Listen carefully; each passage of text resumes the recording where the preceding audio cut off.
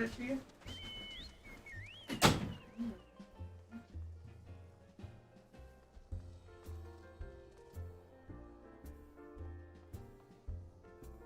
Oh man. All right.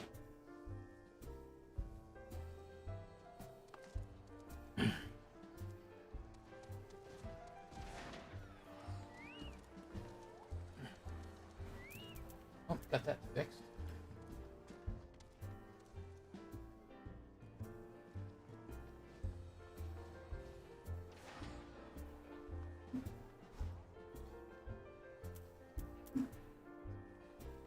So hopefully that is done and complete.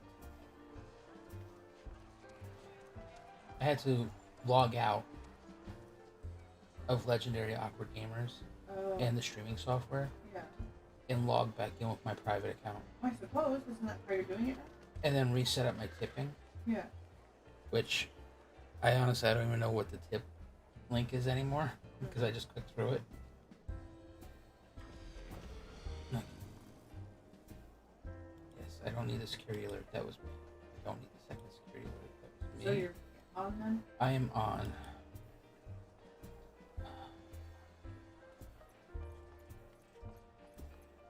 And afterwards, I'm going to have to go through and fix all the rest of this stuff, but at least I'm on the game.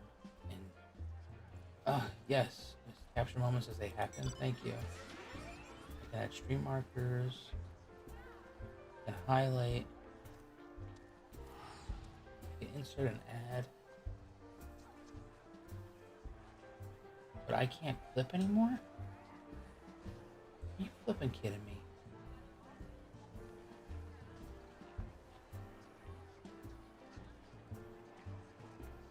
Can you go to my stream and see if you can clip something? Or maybe I just never could clip.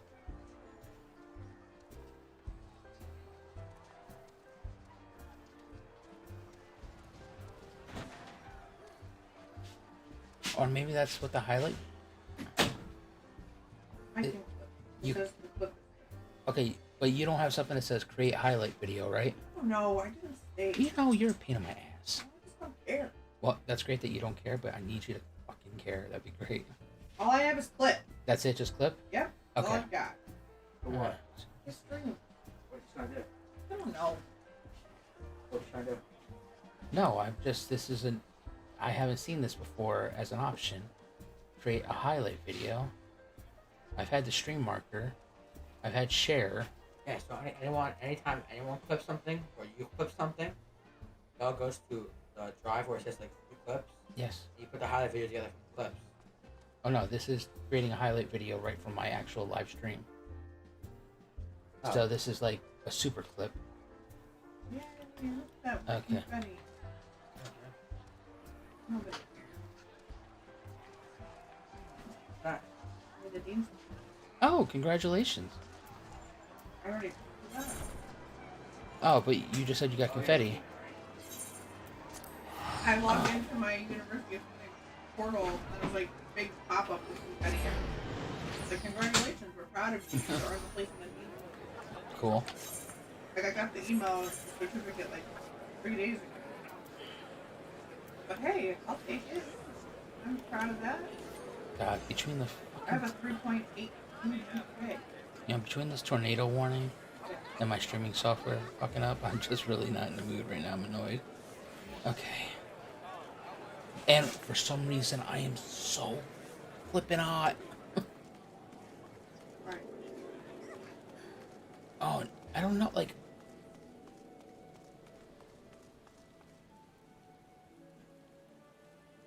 Like, I feel like this fan has, like, absolutely just died.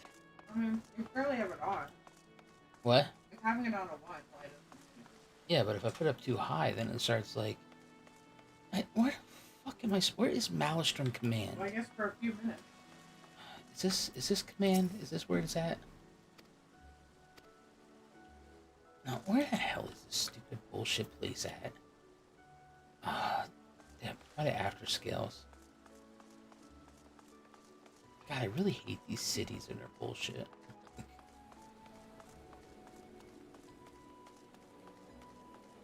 hate this whole two-tier, different maps. Shit, I think it was the Aftermath.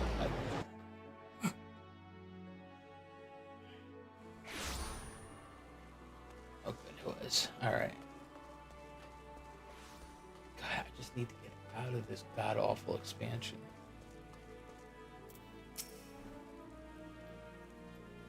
As you... I'm falling apart. God damn it. As you probably guessed, it's Gabu we've come to see. Hello. Kokiden. The private here will bring him out to us. But ever since the Maelstrom took him in, I've tried to visit as often as I can. And after what befell our friends, I was taken by the urge to visit again. It's difficult to explain. I don't even know who the fuck we're here to see. Hello, Red Ranger. Who the hell is Gabu?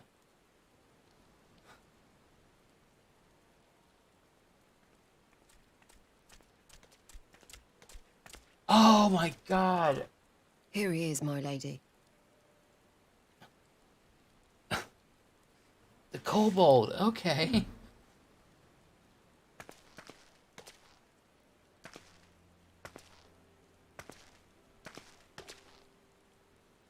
Gabu, it's been too long.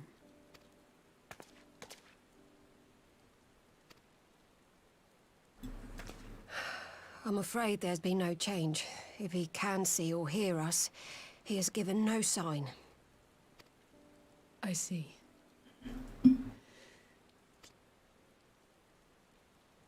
I'm proud of you.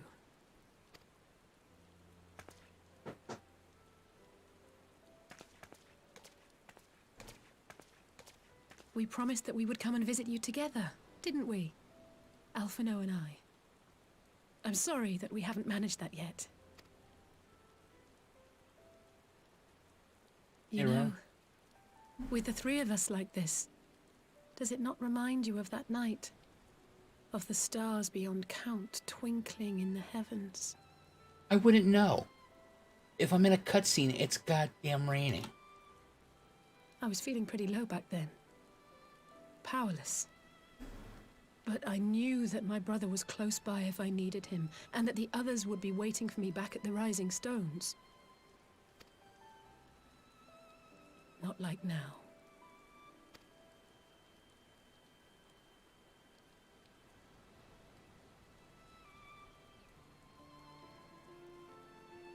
I've seen my share of trouble since coming to Eorzea. Been reminded again and again of my limitations, of how little I can change about this world. Useless. I've come to know the sorrow of parting all too well. Just proving my point. She even knows she's useless. But to have the people I hold dear struck down before my eyes, and be powerless to help them, that I cannot bear.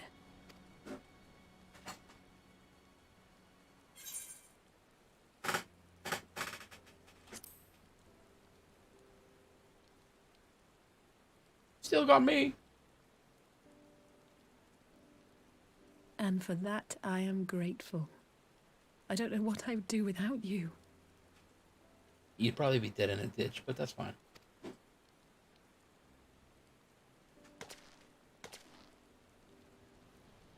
Well, that's more than enough brooding for one day. Of course it is. Come on. We have friends to save.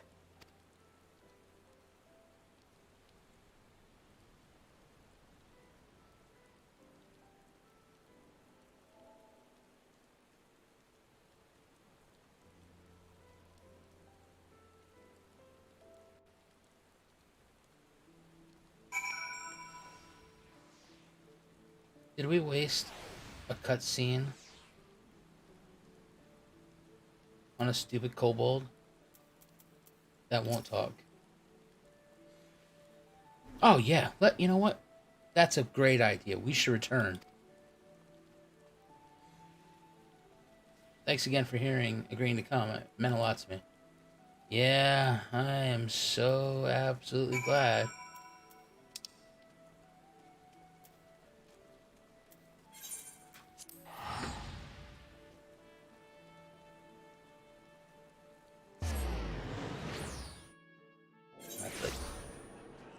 5 minutes of my life I'm not getting back.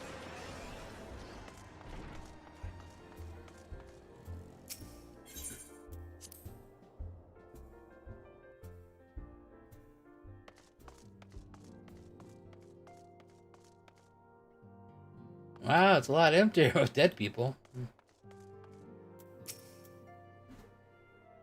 I did some thinking on my way back. Oh, really? And I think Jorge is right. We need to seek outside help. Ordinarily, we would turn to our own experts on such matters, but they're both among the stricken. I will begin by reaching out to the mirrored guilds and research into institutions here in Eorzea. Additionally, Grandfather and Manfilia had a wealth of connections between them, and I mean to explore those avenues too. We'll find a way to save everybody, mark my words. Much and more has happened in recent days, some of it for good, some of it not so. But all around me, people continue their fight. Hey, love you, buddy. From the shinobi who search for Alphino to the Alliance members who make ready to move against the Empire. They march on in the face of great adversity, bearing heavy burdens. Everyone is playing their part, and so must I. You have your own part to play. Yeah, reading your ridiculous quest text. I know, and it's bigger than most, so I won't keep you. Just promise that you'll visit from time to time, and I promise I'll have good tidings to share with you when you do. Yeah, I hardly doubt that.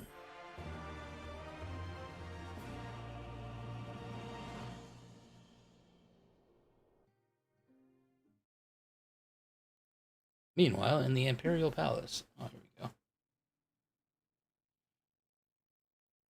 least this should be interesting.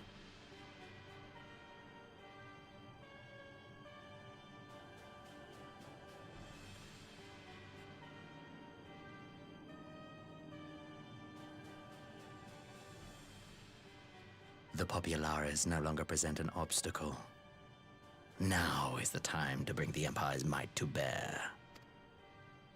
A word from your Radiance is all it takes.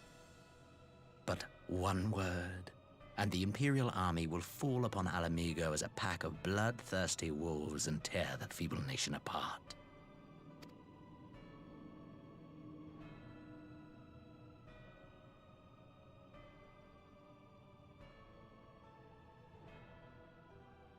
Have you no words for me? Despite the lengths I go to, an emissary playing the part of a fool. When first I took this face, I swore to use all of my knowledge, all of my power, to further the cause of the Empire. My deeds stand testament to my commitment. And with this adamant flesh at my disposal, I could destroy the Icon Slayer as easily as one might swat a fly. Why do you hesitate?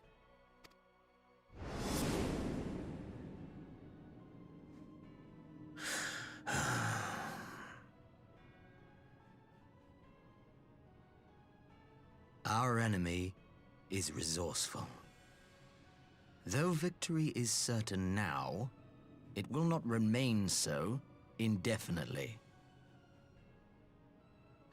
Deliberate if you must, but be quick about it. We'll speak again when you have unburdened yourself of doubt.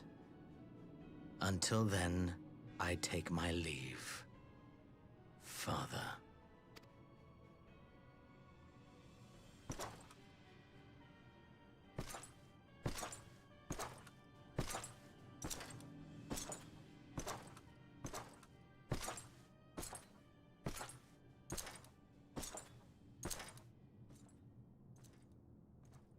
I should be the one to sigh.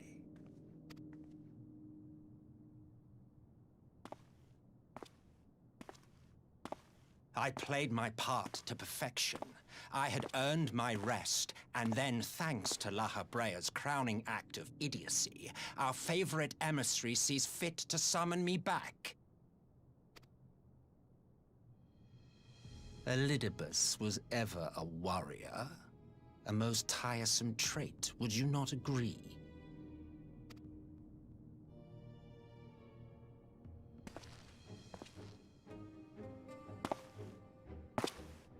What? Have you no words for me either? No matter. I've long grown weary of this mummery. Now, my dearest grandson, let me remind you of your place in the simplest of terms.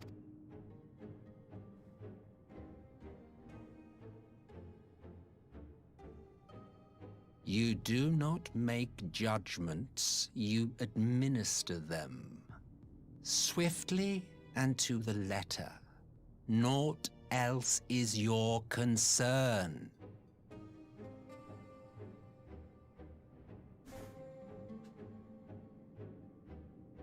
What? What? Okay. What do you want? What?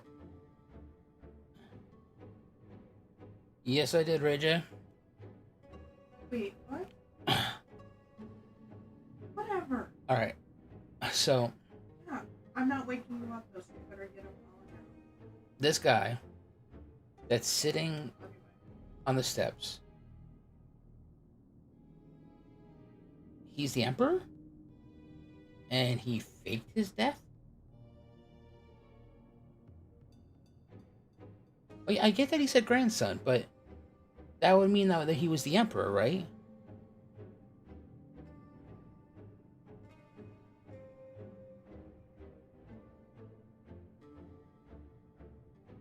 All right, hold on. Is who's daddy? He was the old, okay, the former emperor, but that former emperor died, and thus the power struggle between the grandson and an uncle took place.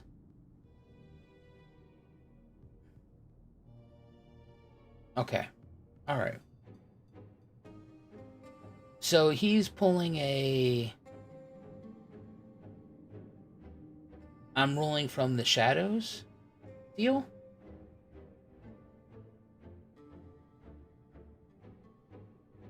And Ildebres is using the body or a simile of Xenos. Okay, first off, that's not a crown. That is a magnificent hat that Queen Elizabeth would even be happy to wear.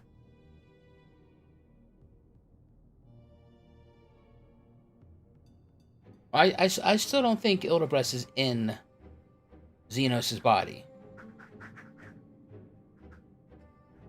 I think he's just in a doppelganger body.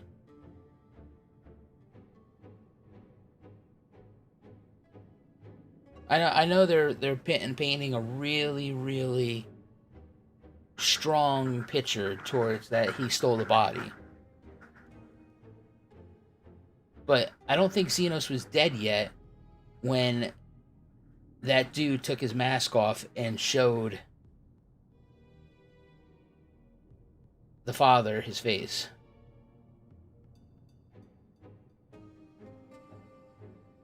Xenos is in some rando Elysian body? What? I don't know if you're fucking with me or not. Okay, alright, let me get back to this. Elidibus may be an insufferable bore, but he is no fool.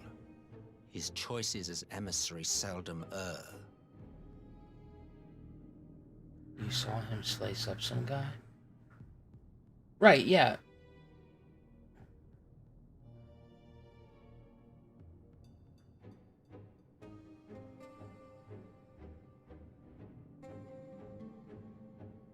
So then how did Xenos hop into another body?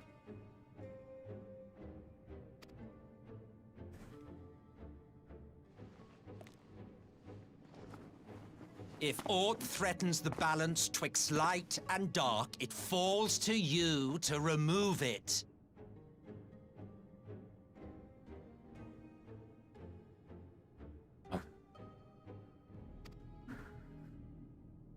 Be it by your own hands or by your armies, you have ample means at your disposal. Like, it's time. Yep, okay. That is why this empire exists, why I built it.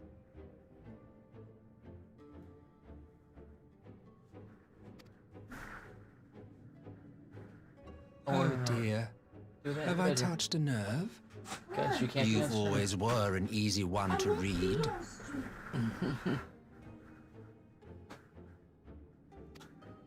I pity you, I do. As they say, ignorance is bliss.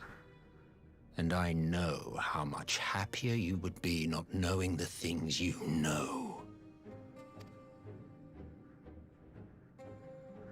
The founding father was an Ascian, and he created the Empire solely for the purpose of sowing the seeds of chaos.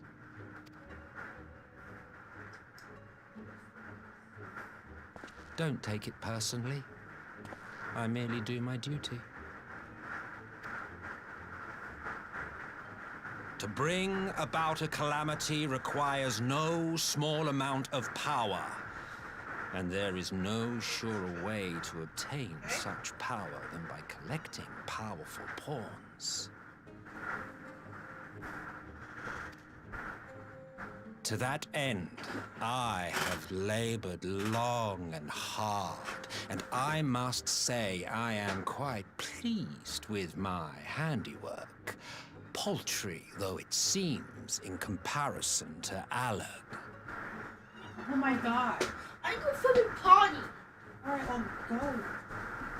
That's why you made me keep your clothes on.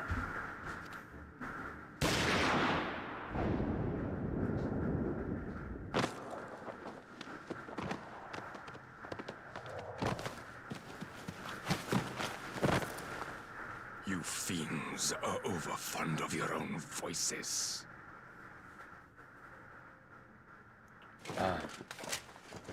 Mark me, Ascian. Man is the master of his own destiny.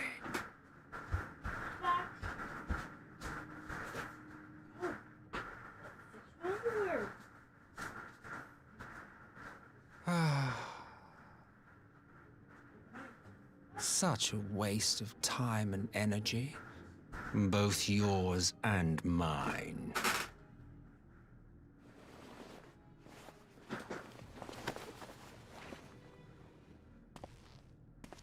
Lest you forget you are Emperor now. If you wish to spout drivel about man's destiny, save it for the masses. It will serve to give them a sense of purpose, and you pliant pieces for the game.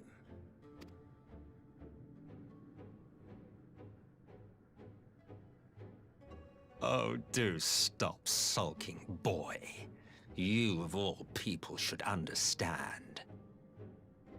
Ours is a struggle to restore both mankind and the world to their rightful state. Viewed thus, our goals are one and the same.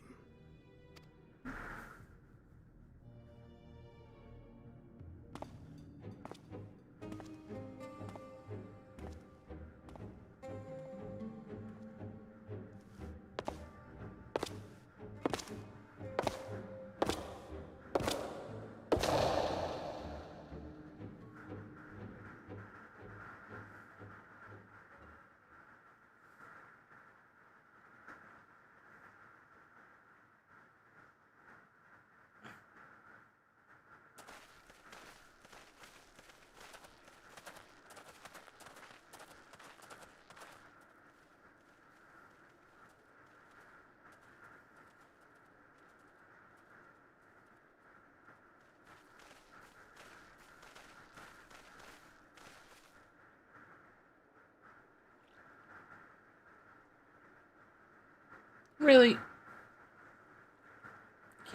flipping voice acting.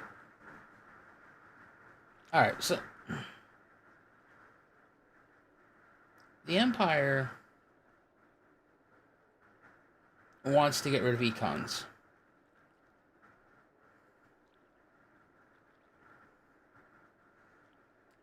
But the Empire is run by an Ascension, and Ascensions want to create econs.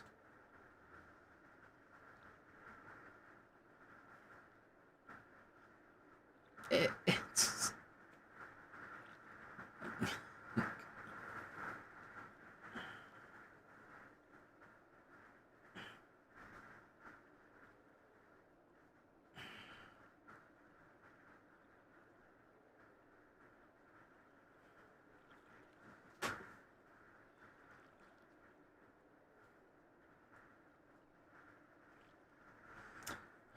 I can't with this game.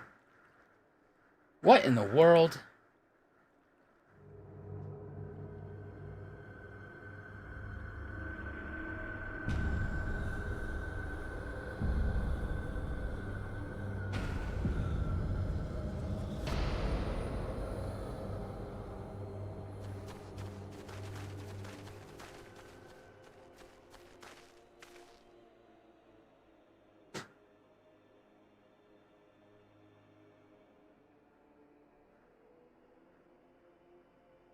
Dead, all dead.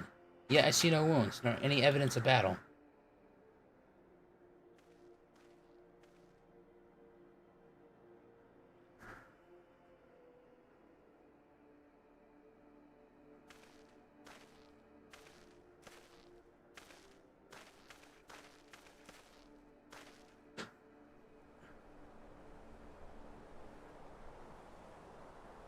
Damn them. They finally used it.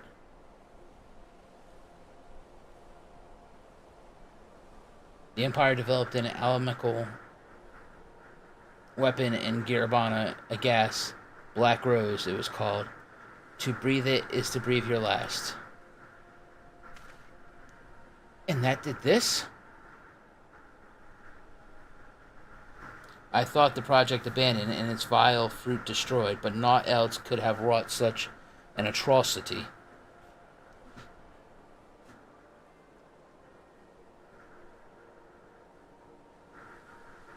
Fools, what do they hope to gain with this butchery? Can they not see that a rule won through terror will not endure? How many more provinces must they lose?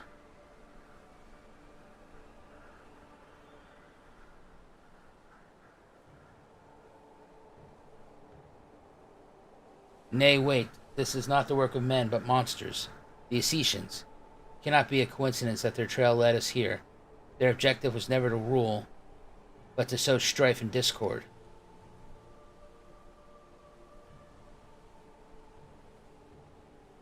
Such a crime does indeed bear a mark of a bringer of chaos. Black Rose cannot be allowed to kill again.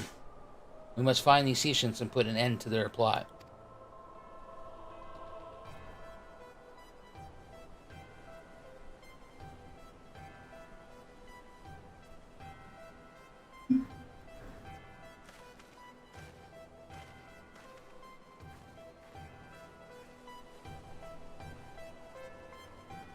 I was like, where's the other guy? I'll catch up. I'm just going to check their pockets.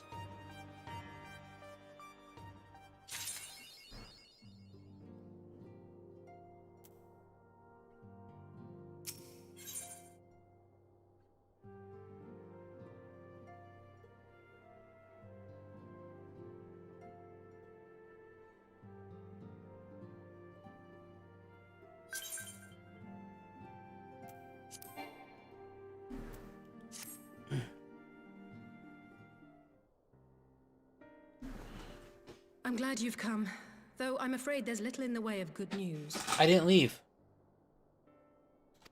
I haven't left. I just stood there the entire time. We reached out to both the Still Alchemist Guild and Stillglade Fane and attempted all manner of treatments. But the results were always the same. Whatever the answer is, it's not alchemy or conjuring. Why did it have to be Y'shtola and Eorzea, not me. Out of all of us, they are the ones who could feasibly have solved this puzzle. And Alphino's still missing. God, it's all going wrong. Where do we even start? A grave situation indeed. Might I be of some assistance?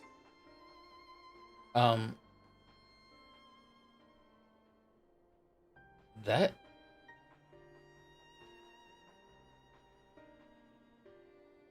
sound like Minfilia. Oh. Kryl, I thought you were busy delving into the mysteries of Eureka. When word reached me of the plight of our friends, I could not well stay away. As a fellow scion, not to mention your erstwhile mentor, this is one of those times you should feel free to call on me, regardless of my personal circumstances. Yes, I should have thought of that. Thank you for coming, Kryl. We would welcome your insight. And I should be happy to provide it. Now, what's this I hear about Alphino heading into Imperial territory? That boy always did have some funny ideas. Do you remember the speech he gave when he was accepted to the Studium? Why are you bringing up stupid shit? This is not going to help us. My life's goal is naught less than the salvation of this star.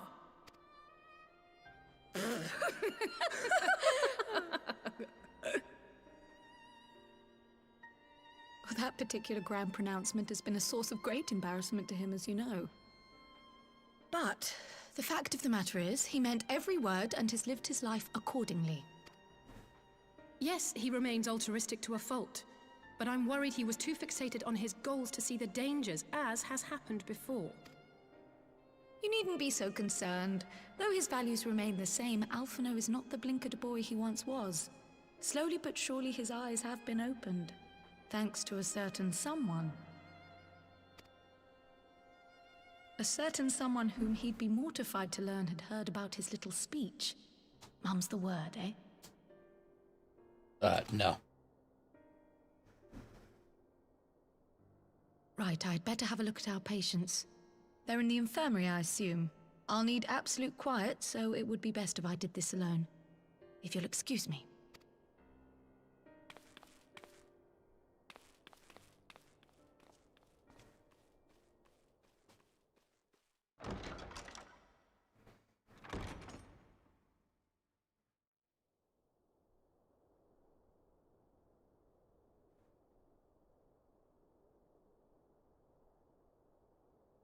Jesus, lady, put some pants on.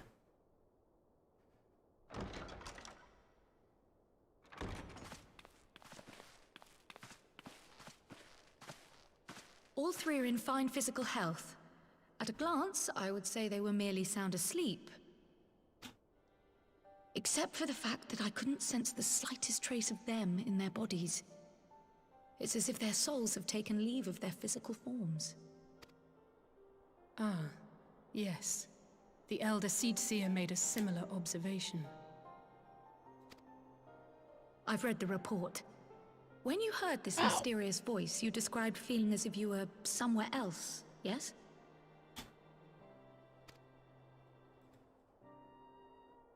If we assume the ether which comprises your essence is being drawn to some other place,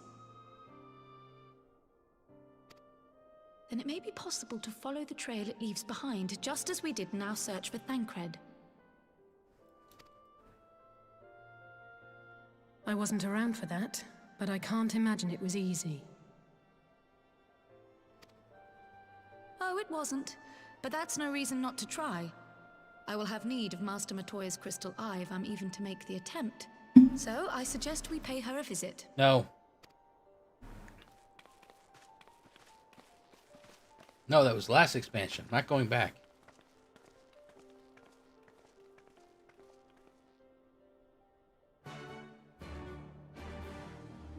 Shit, I got mail? Where do I have mail from?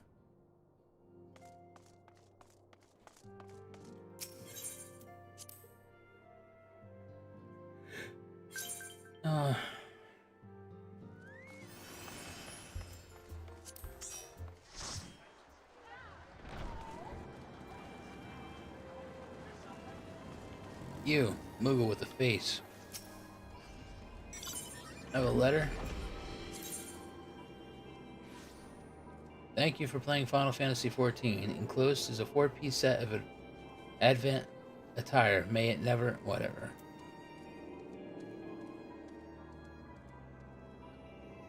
Okay. Thank you.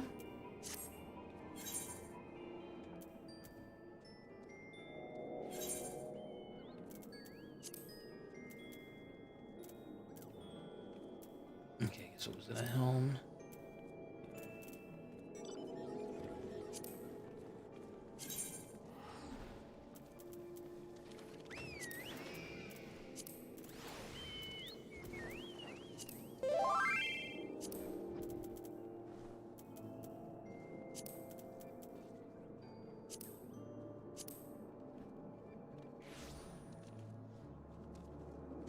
What is all this shit on my back?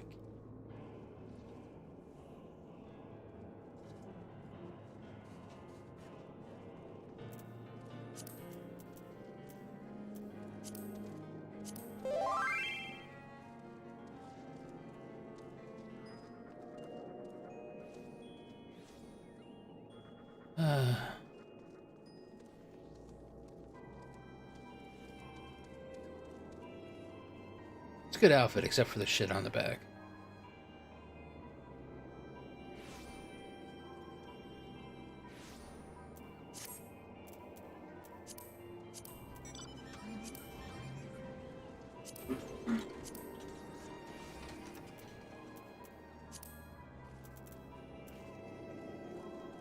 Alright. Do I want to travel to Ildeshire? No.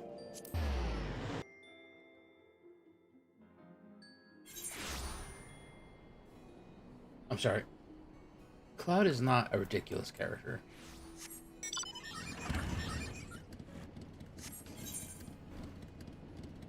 Cloud served a very important purpose. To show how much better Sephiroth was. Now that's a guy. Sephiroth! Sephiroth!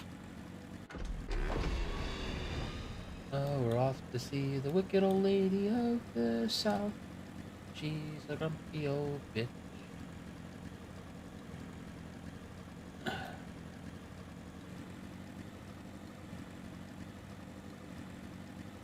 Oh, I see what you did there.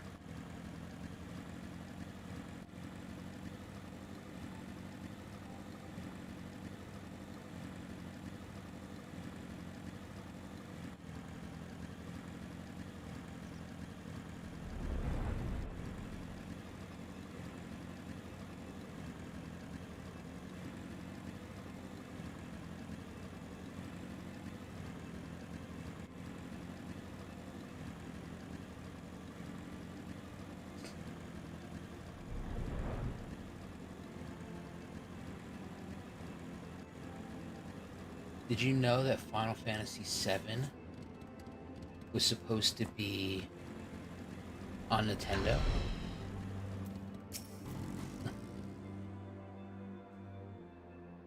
I heard Master Matoya was something of a recluse, but this seems extreme. Still, I'm happy to overlook her eccentricities if she agrees to help us. Really? You're gonna talk? Awkward.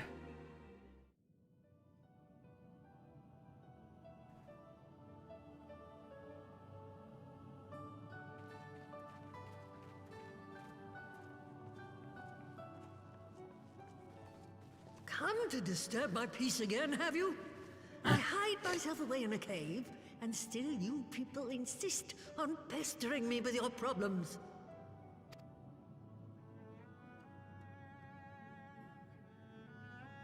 Oh, I mistook you for young what's-his-name, but I see now you're the sister. Weren't you supposed to be the lively one? I've seen happier faces at a rain-sodden burial. Well, I'm sorry to dash your expectations, but the situation isn't exactly conducive to gaiety. Oh. Ha! That's more like it. Stoller used to spit and hiss like a wildcat too. Better for a young thing like you to be filled with fire and leave the doom and gloom to your elders.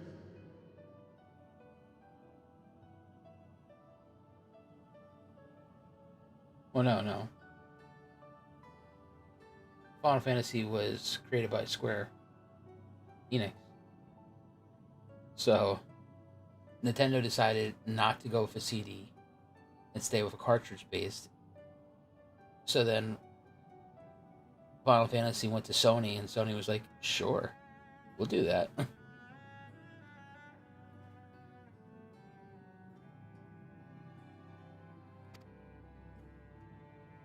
Now, what exactly does this tragic situation of yours have to do with me? If I may, Master Matoya, we have need of your crystal eye once more.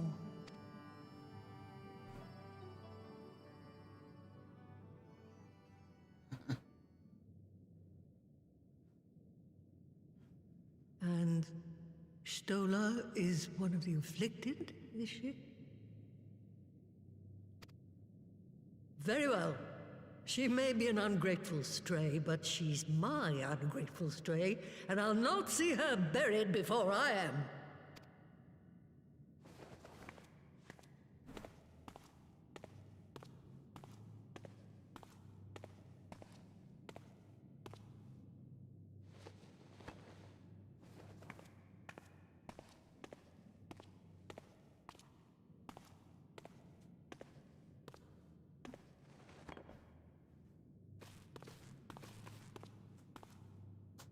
Right. Let us see what we can see.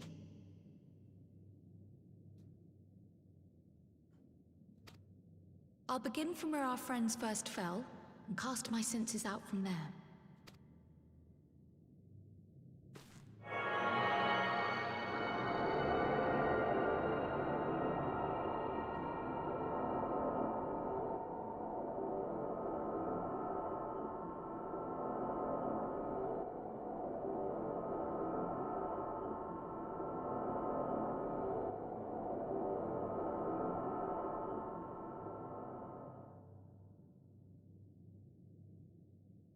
What is it? Did you find them?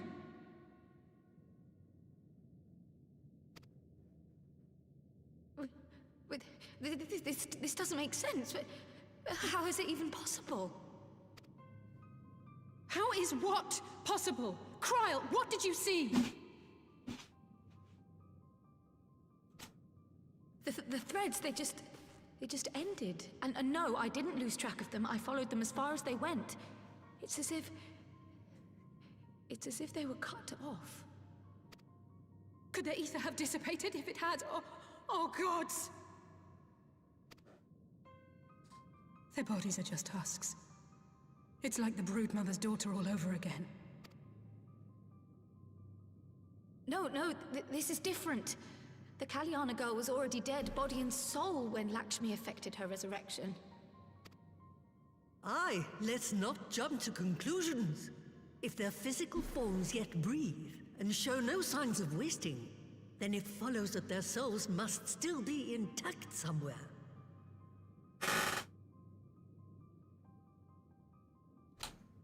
But where?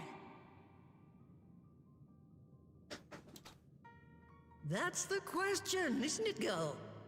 Death has not taken them to the ethereal sea, yet there are no tracks left for us to follow.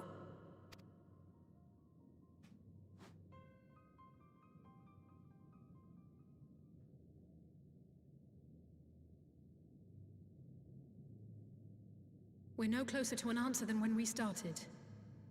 But knowing their souls are still out there is progress of a sort. We just have to keep looking. Pray, excuse me a moment. Yes? I remember, but... What, to Alamigo? We're on our way. That was Lise. Apparently, a group of Populares have defected to Alamigo, and Maxima, the envoy Alphino left with, is one of them. I'm sorry. I realize we've barely begun here, but...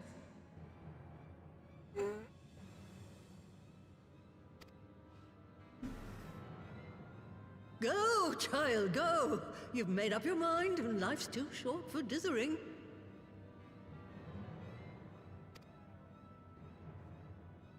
I'll do some digging in the meantime and see if there isn't some other method we could use to continue the search. Oh, excuse me. Let's be off then.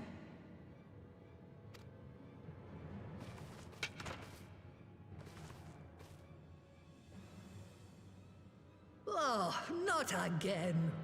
The enchantment barely seems to take these days. I'd chalk it up to old age, but I rather doubt it's that simple.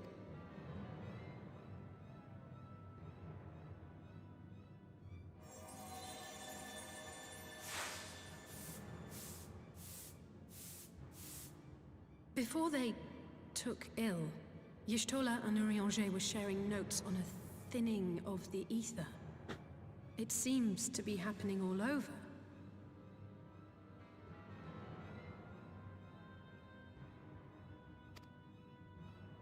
Does it now? And here I was, all set to blame my woes on that creaking mountain of refuse clogging up the Thaliac. Sorry, what? I fear something has gone awry. Still, there's naught to be gained from starting in shadows. You can only do what can be done, and that but one thing at a time.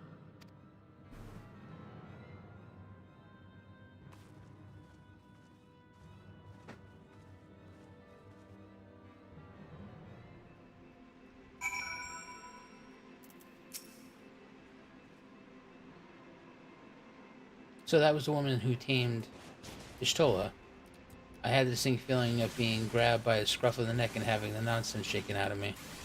When Alphinaud is back, I'd like to visit again and ask her what tales she has of our grandfather.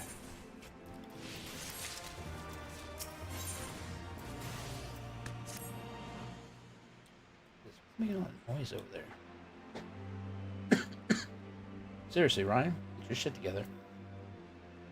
Most can't bear to hear what Maximum has to tell us. But it can't be bad news, can it? Lise would have said, unless... there's no point speculating. Lise has said she notified the guards of our coming, so we should head straight to the palace gate at the Alamanga Quarter. I'll be praying for good news. Learn what you can about Alphinaud's plight, and leave the search for our friends' lost souls to me.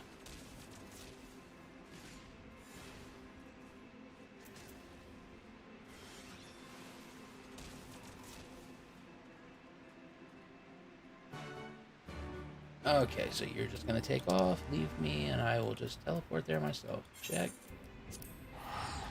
1,000 gil again.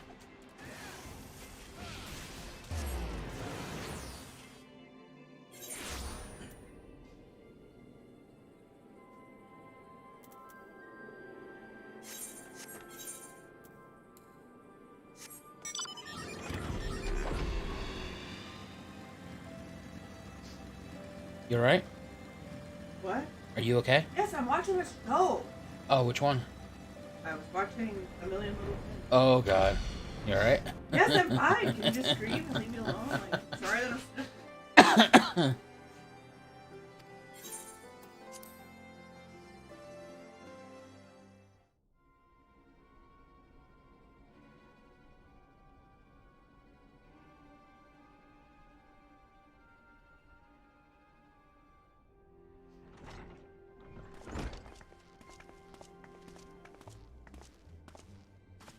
I'm sorry to drag you halfway across the realm, but when Maxima mentioned Alphinaud, I thought you'd want to hear the news in person. He's dead.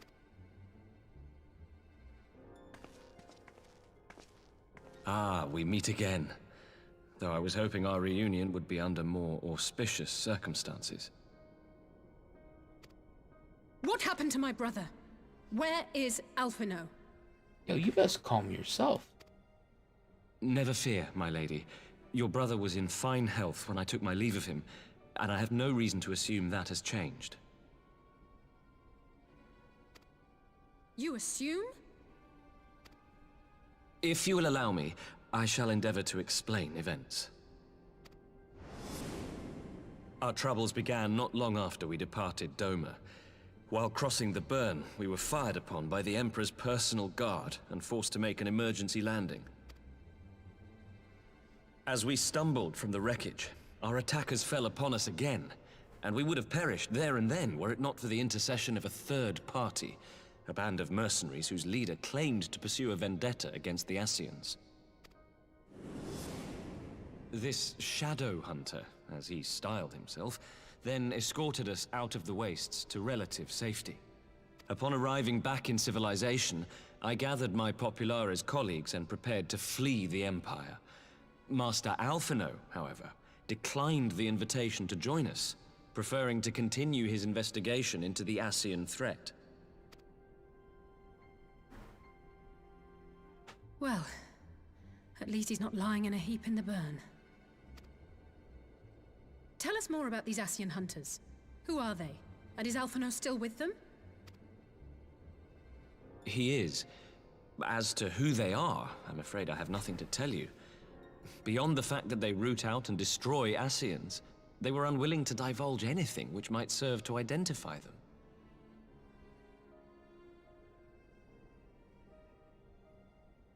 They would not even reveal their next destination. But Master Alphino asked to accompany them all the same. Since parting company with your brother, we've been engaged in a game of cat and mouse with the Emperor's guard. We made our way through province after province, finding the army busy restoring order wherever we went, until we finally arrived here in Alamigo. I cannot thank Commander Aldin enough for giving us such an unexpectedly warm welcome. I'm not inclined to turn away refugees, no matter which land they call home. And if they can tell me how things lie in Garlemald, all the better. On that subject, there is much I would tell you. During the course of our journey, we heard tales that an entire rebel army had been slaughtered in the space of a single night. It would seem my former comrades grew tired of putting down uprisings in the conventional manner, and chose instead to bring a formidable new weapon to bear. Details were sparse, but the rumor alone was enough to dampen the flames of rebellion. I have also heard reports that several companies have withdrawn from their designated provinces and begun marching westward. It is my assessment that the Empire's forces are mobilizing for a large-scale military engagement. Westward? You mean they're getting ready to invade Alamigo? We knew this was coming, but not that it would be so soon. We've barely even begun to shore up our defenses. They won't stop an invading army. No, they won't.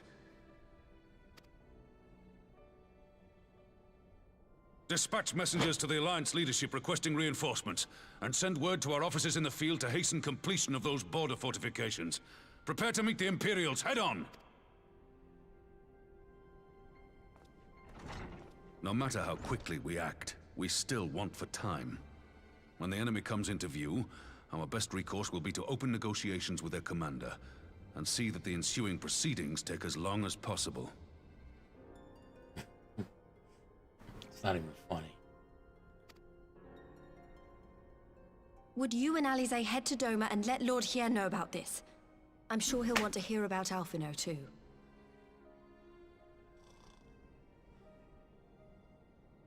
Why? Consider it done. We'll send word when...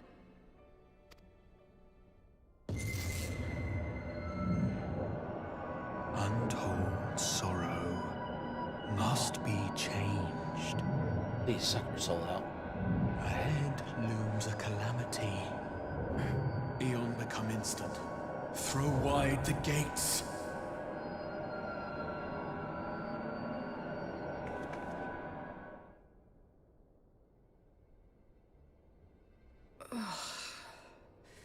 You heard it too? No, I was just doing this new dance called the... Oh, I can't believe it's not butter. Well, at least we're both still standing.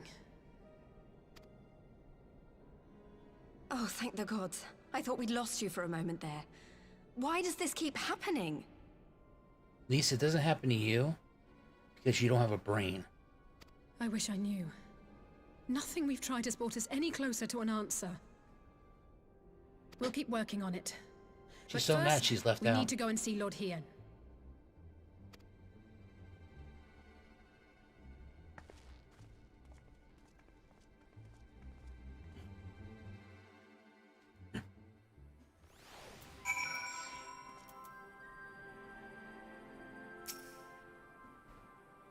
So Alphino is safe for the present. At least now all we need to worry about is a full-scale Imperial invasion. I'm actually glad Lee's tasked us with visiting Lord Hien. Better to be dashing from place to place than sitting around stewing over things we can't change. To the Enclave. Jesus Christ, wasn't that what the hell you were doing in the Rising Stones? I can't believe her right now. What the fuck is this thing wearing? My God. Oh God, man, what is this?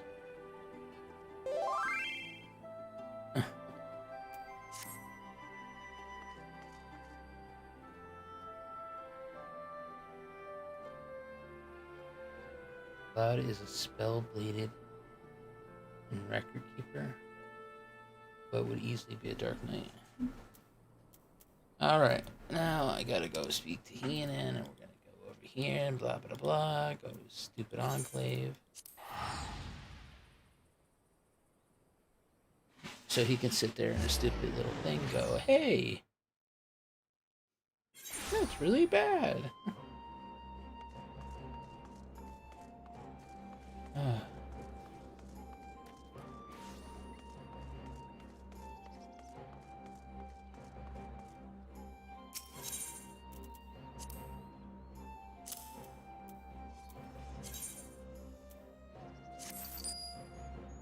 There you go. Stop bothering me, kid.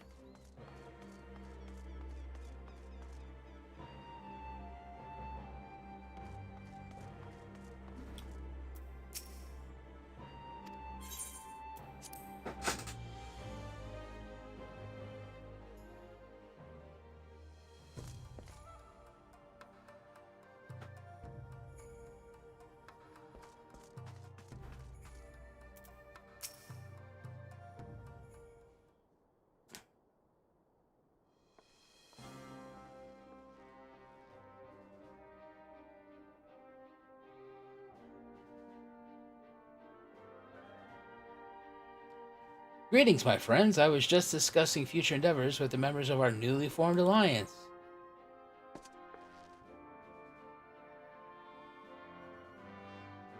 Kojin and the Confederacy, you already know, and it was our own strength of arms that won cooperation in the steeps. We also have been joined by our neighbors from Nogzi and the indomitable citizens of Damaska. Though the scattered nature of Ladder's resistance will somewhat delay the official induction, these proud people have united under a single purpose: to stand against the tyranny of the Garlean Empire.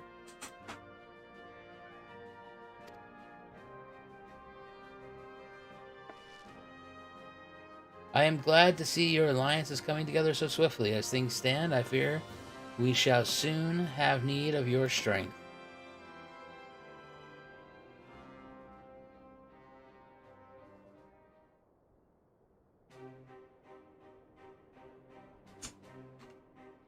I thank you for bringing me news of Alphino. His fate is never far from my thoughts. And not only because he is our emissary. As for the sudden deployment of Imperial forces, I agree that Alamingo would be wise to shore up borders with all haste.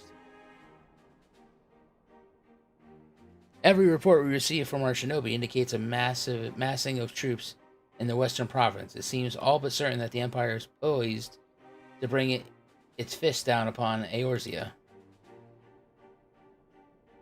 And I would help deflect that blow, but I can't risk sending reinforcements just yet.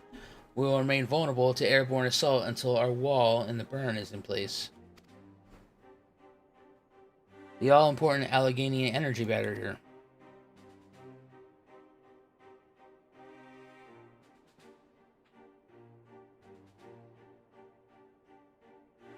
The energy barrier, yes, I thought to call it something more auspicious. A name drawn from the four lords of legend, perhaps Shiru's Aegeus, or some such, well, just thought. The Ironwork engineers report that they have finished calibrating the generators and are ready to proceed to the testing stage. Have you time to attend your first test? You've seen the field which protected Eorzea firsthand, and I would be interested to hear how you think ours compares. God, now he wants to compare barrier sizes? Jesus, this guy. Gotta have some more confidence, bro. I will come too if you don't mind, though I am no Ishtola. I may be able to offer some insight. Of course, time being of the essence, it would be best if we made it directly for the burn. Yugiri, I leave you and Hakuro to bring the War Council to a close.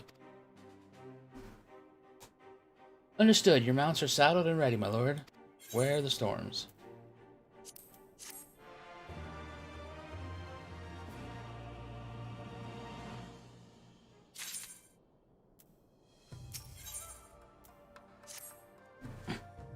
We will cross the burn by Yule and Falcon. As before, join me on the overlook near the House of the Fierce.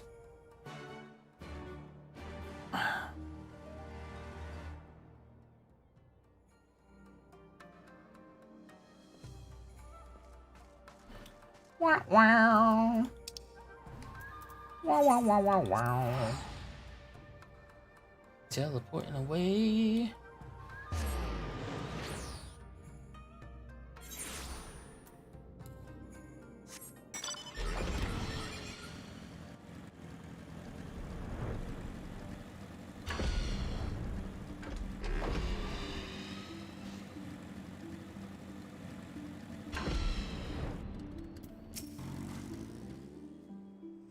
Give the word when you're ready to take wing. I'm ready now. Let's go. Chop, chop. I got shit to do.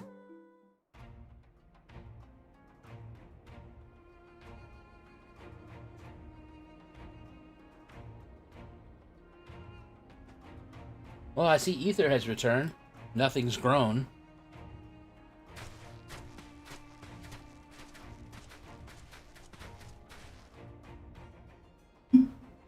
It seems the engineers have matters well in hand. But don't even... Should the barrier work as we intend, Doma will be free to reinforce her allies in Alamigo without fear of weakening her own borders. Honored friends, the time has come to put your hard work to the test. Start the generator.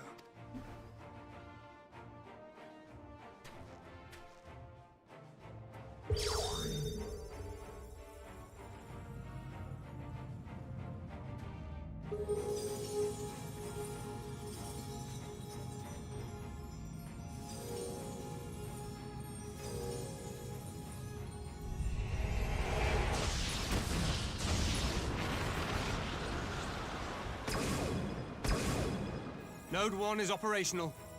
Nodes 2 to 8 are reporting similar energy levels. The barrier is forming.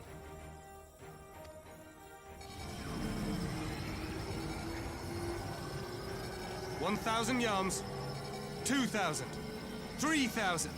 Expansion remains smooth. No fluctuations detected.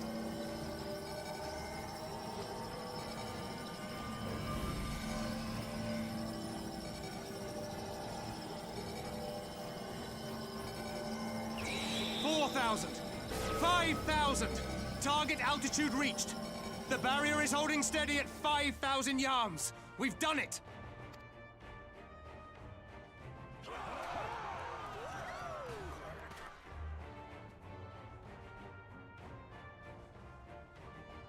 Guys?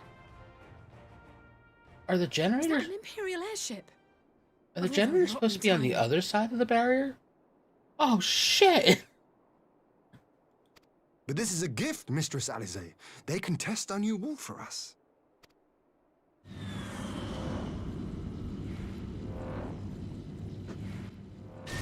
Oh!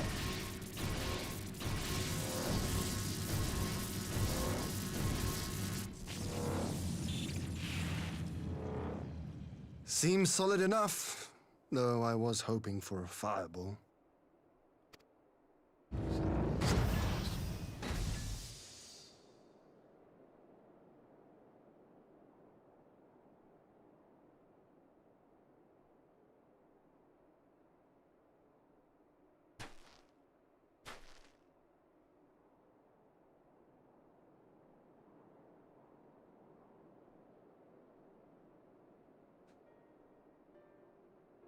By the gods, it's Alphino. What are you? Let me go! He has my brother! Lower the barrier!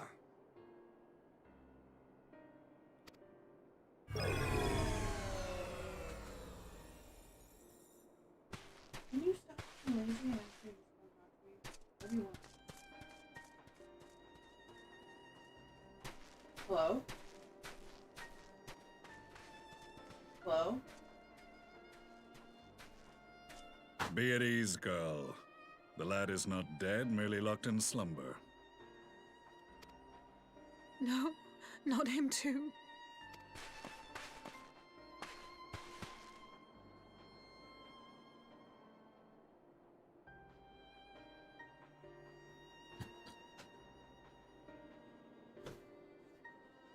I brought you dead weight. We could identify no cause and found no remedy. Thus I sought to return him to Doma, and into the arms of Lord Hien himself, it would seem. It is a day for fated reunions. Would you not agree, adventurer? Or should I address you as the Warrior of Light?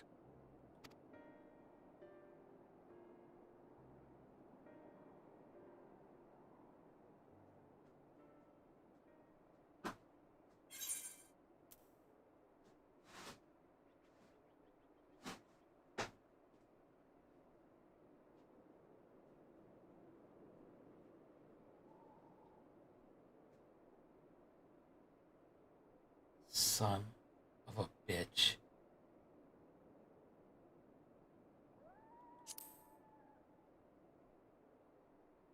I, Gaius van Baelsar, the Black Wolf. That was the title I was given. One I have long since relinquished.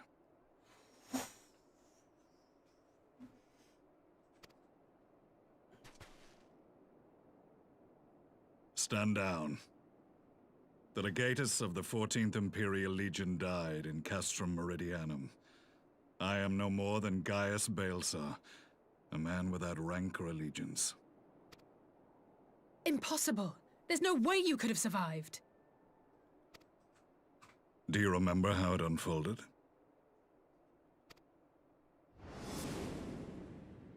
How I was deceived by La Habrea? How I was convinced that reviving the Ultima weapon would allow me to bring peace to Eorzea? The Ascian used me, as he used so many others, all to further the restoration of his wretched god.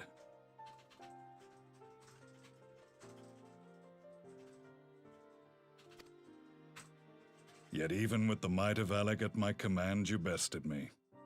And as the Praetorium went up in flames, I was content to burn along with it. For a moment, at least. A moment of folly. To surrender my life thus would have been to betray all who died for my cause.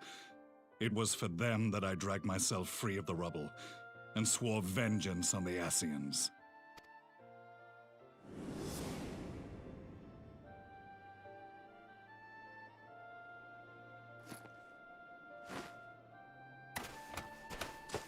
The Black Wolf has shed his pelt, never to return to Garlemald or her legions. I live now only to exact revenge. My principal quarry was to be La Habrea, whom I gather you have since ushered onto oblivion. But so many more remain.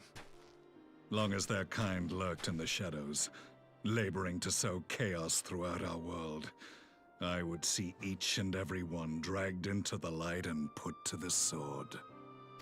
Are the Scions not of like mind? In this single respect, perhaps.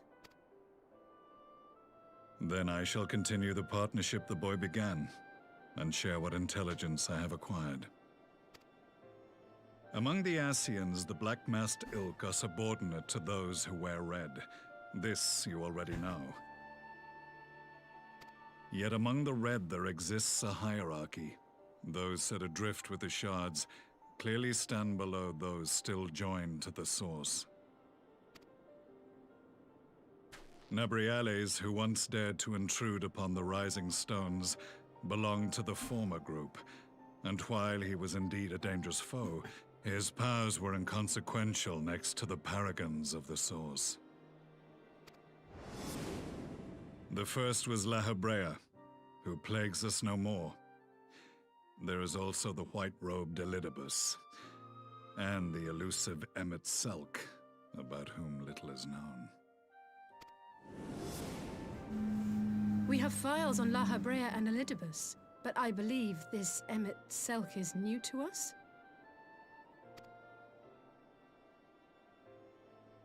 As I assume my brother told you, we have evidence to suggest that an Ascian now walks in the body of the Crown Prince. Have you identified this interloper? Elidibus seems the most likely culprit. As emissary, it is his role to maintain the equilibrium between darkness and light. Your many deeds in Hydaelyn's name have upset the balance, and I believe he seeks to restore it by throwing his considerable power behind the Empire. As a leader of the Ascians, he is one of our primary targets. It was on the trail of this very prey that the boy and I came across the scene of a failed uprising. In the absence of a single Garlean casualty, we inspected the bodies of the rebels, and the lack of any external injury drew my immediate attention. They had been slain by Black Rose, an alchemical invention of the Imperial Army. When I yet served as legatus, I ordered its production halted, and all stockpiles destroyed. Toxic gas is not a tool of conquest, but of extermination. Toxic gas? This must be the new weapon Maxima warned us about. Something deadly enough to sweep away all resistance in a matter of hours. Gods. You don't think they're planning to use this in Alamigo, do you? Put your fears to rest. We infiltrated the production facility and destroyed all existing stores of the chemical along with the plant itself. Even should they rebuild the operation, they will not soon manufacture another batch. Regardless, I would draw your attention to a directive we discovered in the plant's records. The document was marked with a recent date and authorized with the signature of one Zeno Galvas.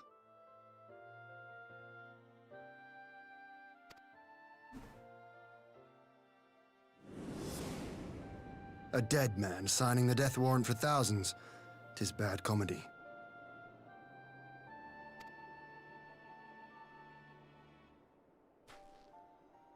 But the tale does not end there. Within that same facility was a chamber filled with devices of elegant design. Cloning technology, we realized. And what should we find in each and every incubator?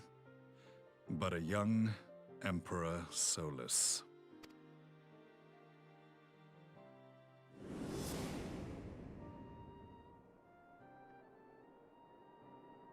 All of which prompts the question, were the Ascians responsible for these abominations, or was it the will of the Emperor? I must know which hand guides the Empire.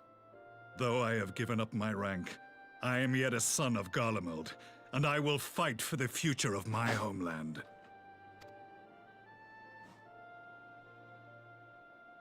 It is time I return to the hunting of shadows. We should focus on our common foe. To reopen old quarrels now would serve no purpose. You saved my brother's life, so I'm willing to let sleeping dogs lie.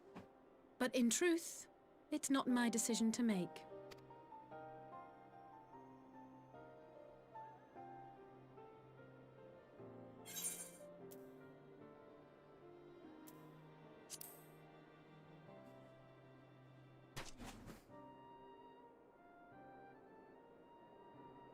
There was a time when I scorned those who placed their faith in false gods, even as I, in my blinkered conviction, place mine in Ascian promises. Unlike yours, my strength of will and my restraint was found wanting. We shall meet again, warrior of light.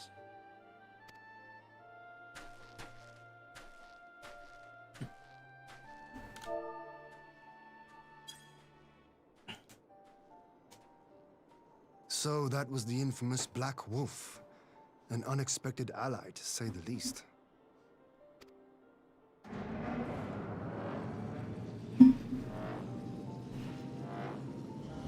Well, I am content to leave the fine-tuning of the barrier to cleverer minds.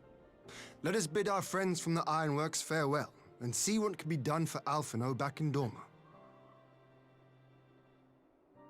Yeah.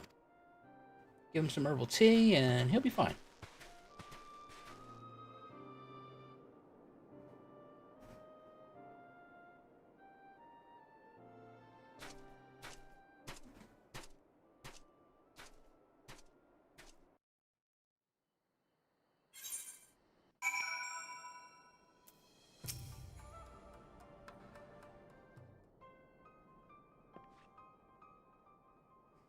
Alphino is safely ensconced in private chamber. My finest healer is examining him as we speak.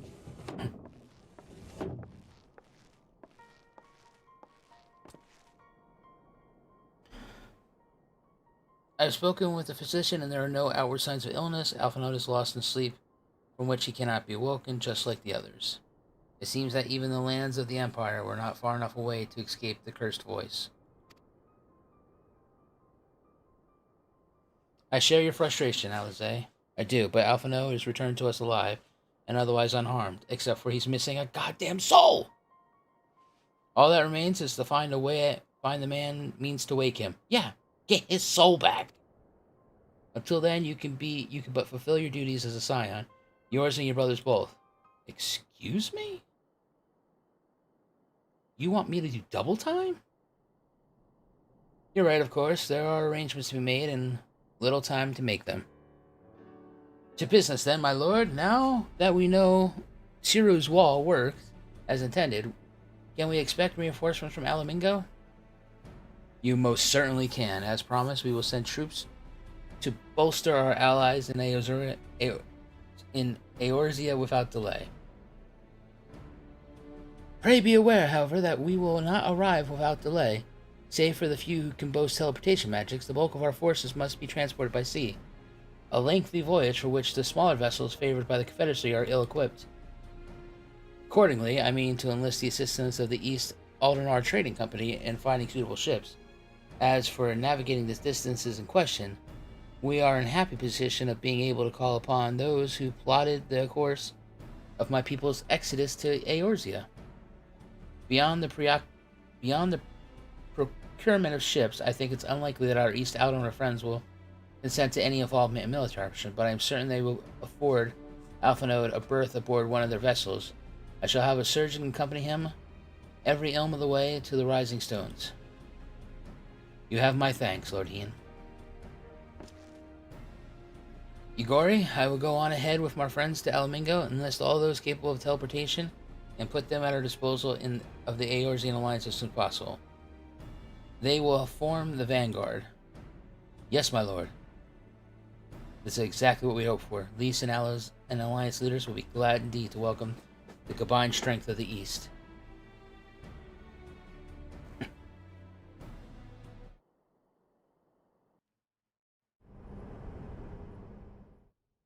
Meanwhile, at the Black Rose chemical plant,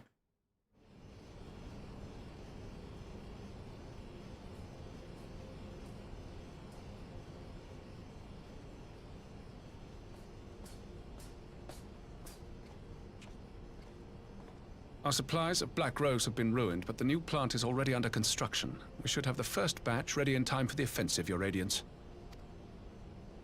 See that you do.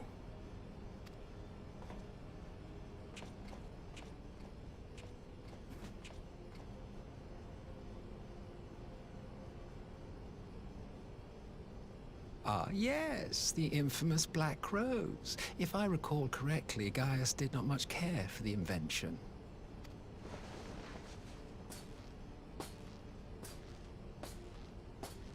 A ruthless and indiscriminate weapon indeed, this airborne poison. It seems you are capable of making decisions worthy of your bloodline.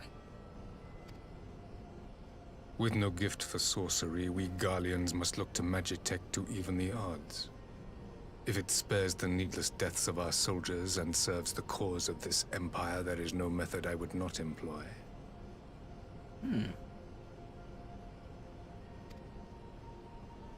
How very noble of you.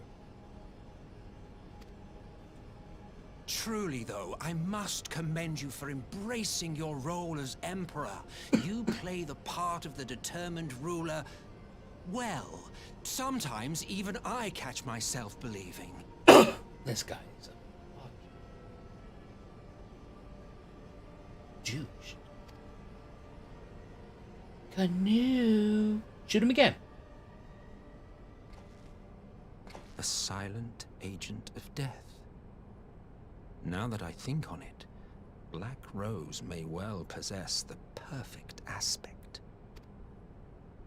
Slowly but surely, the deluge of light has worked upon the ether here in the source, and the gas should be most susceptible to its influence. Well, I shall leave you to your own devices. Go forth and bloody the land with your grand and glorious war.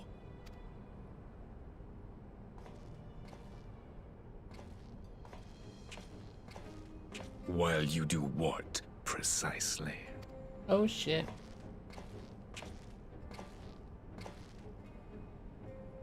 Need you ask? I will be doing what all Ascians do.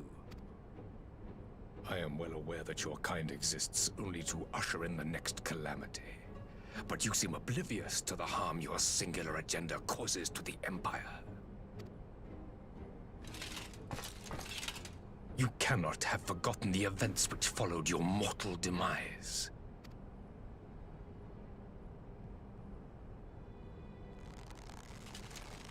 Our homeland was plunged into civil war for your failure to name a successor. The edifice you so carefully constructed was but a hair's breadth from collapse. Are you truly so naive? You thought me oblivious to the consequences of a departure so painstakingly timed? It was by design? Well, of course it was. Though I will admit the resulting panic exceeded even my wildest expectations. But how can you be surprised? Throwing the world into disarray was the very purpose for which this nation was, as you say, so carefully constructed.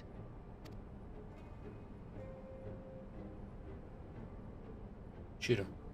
Now, if you have no further questions, I must be on my way. Shoot him again. Since we may not meet again in this lifetime, it would be remiss of me not to offer a word or two of gratitude. I really must thank you for this surplus of vessels. I can mold any host into my own image, but having bodies tailor-made for me in this fashion is so much less tiresome. You dabbled in Allagan cloning techniques, yes? It certainly is a compelling, not to mention entertaining, field of research. And of all the options available, you chose the Founding Father on whom to experiment. You have a twisted streak to you, Varus, like grandsire, like grandson, hey? Shoot him. If events play out as planned, this will become something of a family enterprise. You will be the capstone of this world, I the anchor and shard, and together we will give the lie to this star's fraudulent existence.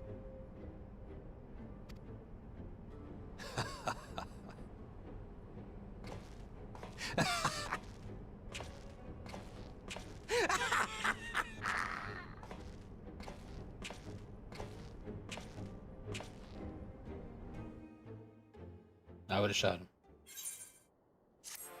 It would have made me feel better.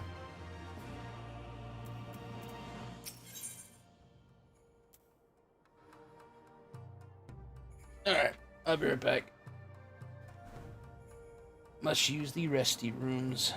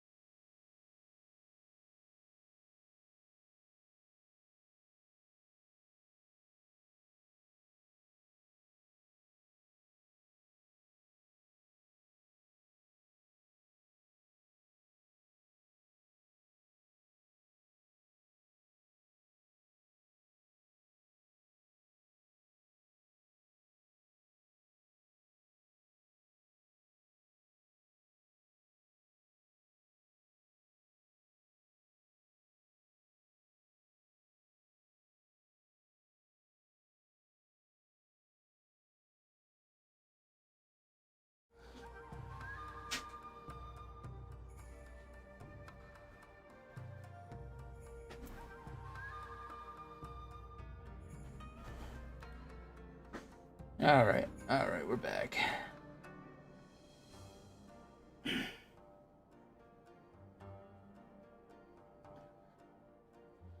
Okay, here we go.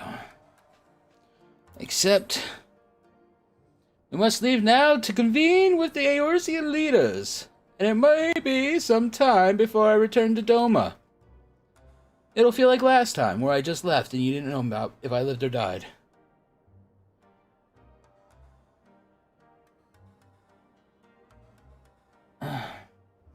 Akaro, I leave you in command. My lord. I shall assemble an advance party with all haste and join you in Alaminga forthwith.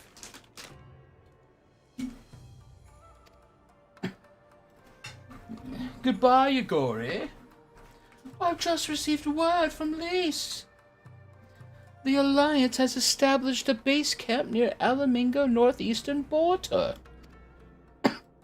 Once we've arrived in the locks, we're to report to Resistance Officer Station in Porta Patrona, who will point us in the right direction. Let's not keep them waiting. No, let's not.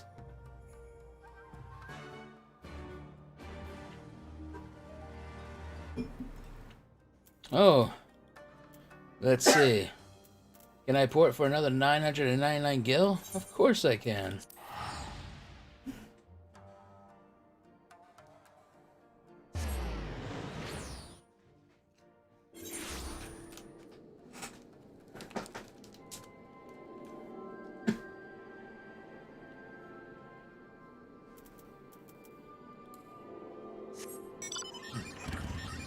That's some good cheese.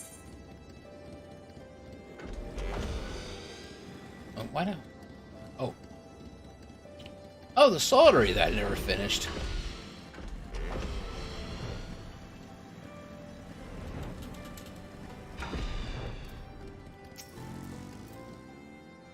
Ah, you must be the Scion party. I was told to look out for. If you follow me, I'll take you directly to the Alliance headquarters. Yes, how about you do that?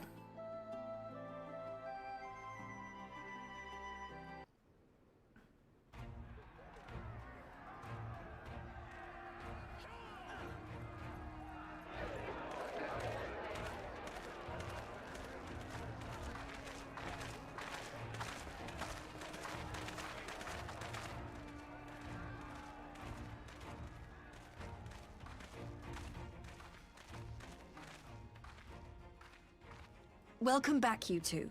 Greetings, Lord Hien. Glad you could join us. Glad to be here. I would have come sooner, where our own defense is not in question, but I am pleased to report that our soldiers are assembling for deployment to Alamigo as we speak.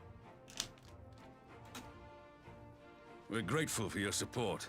Thanks to the efforts of our allies, it won't be long before we've established defensive positions on this front as well.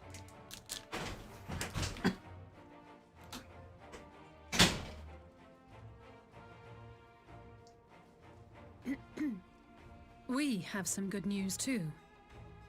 Alphino has come back to us.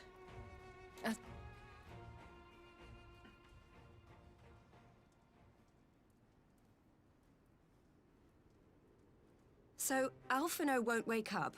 Gaius van Baelsar is alive and hunting Ascians, and the Empire is planning to poison us all with toxic gas. Does that sound about right?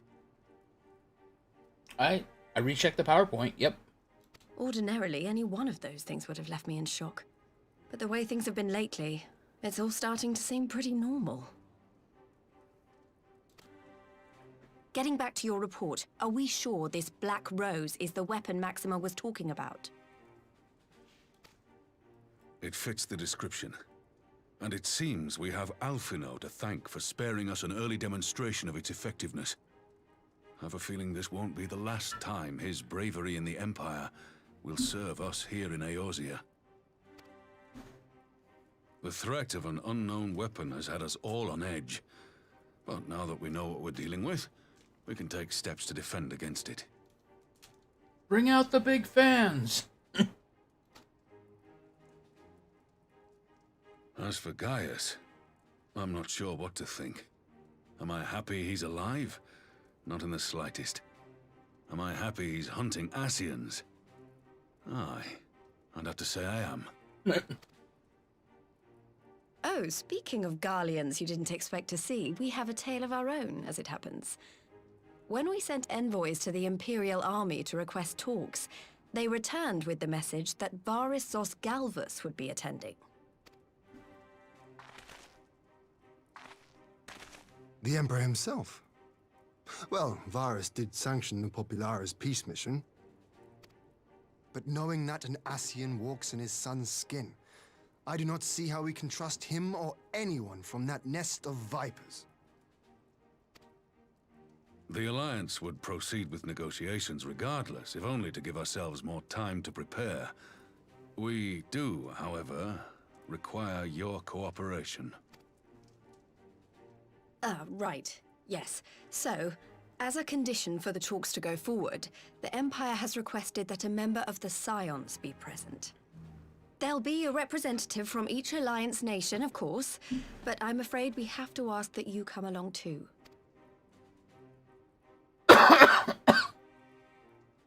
Gods, Lise, you know how much I hate politics. But then, what choice do I have? Alphino and the others aren't going to do it. Very well. I shall attend as the Scion's representative.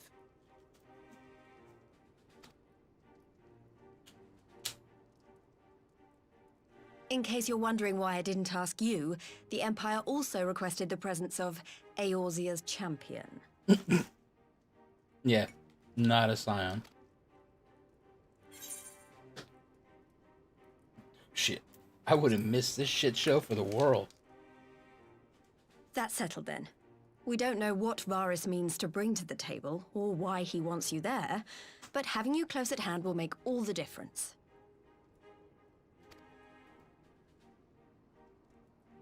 The meeting will take place on the border. Anticipating an early assault, we mean to position the bulk of our forces nearby.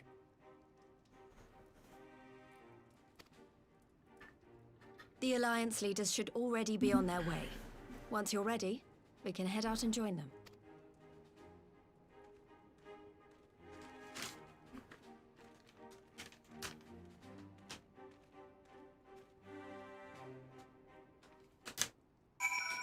Oh, come on. Are you kidding me right now? Well, I don't suppose it's polite to keep an empire waiting too long, shall we? Yes. Parley with the Empire, please. Thank you.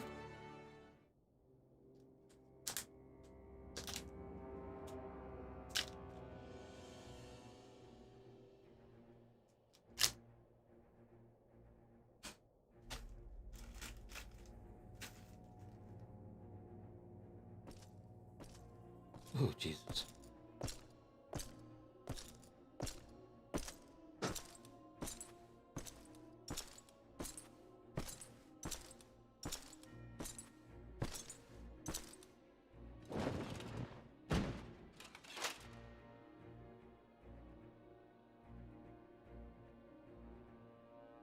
Esteemed representatives of the Eorzean Alliance, on behalf of the Garlean Empire, I thank you for inviting me here today.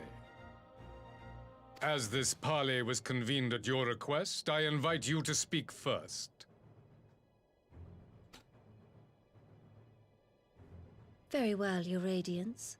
I, Nanimo Ulnamo, 17th in the line of Ul, should be pleased to oblige you.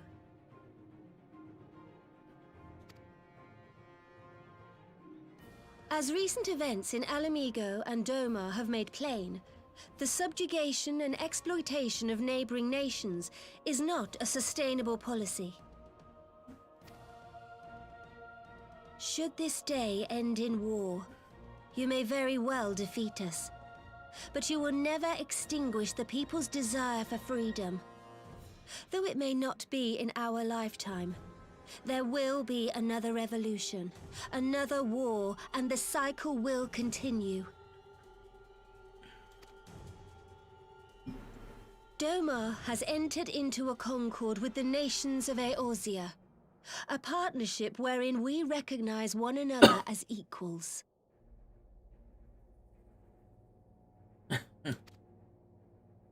Garlemald could be afforded similar treatment. You need only set aside your ambitions and join us in paving a path towards peace.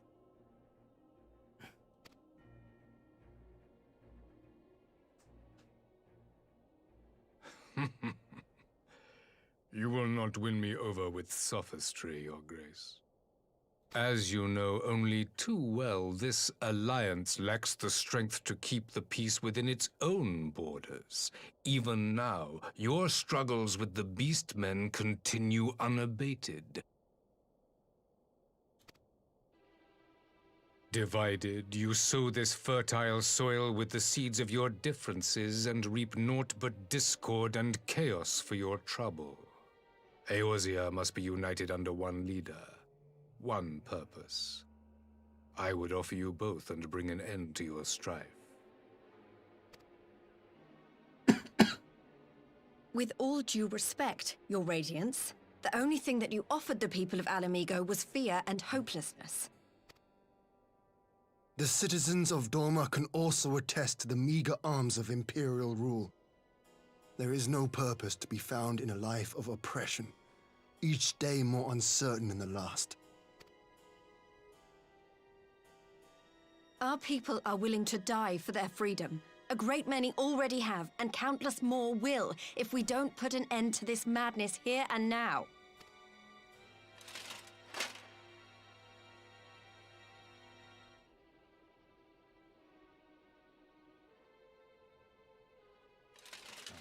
We brought order and stability to your lives. This madness and bloodshed is of your own making. You broke the peace, not Garlemald. Peace. Order. You kill our peoples, despoil our lands, take everything that is ours. And what? You expect us to lick the boot that grinds our faces into the dirt?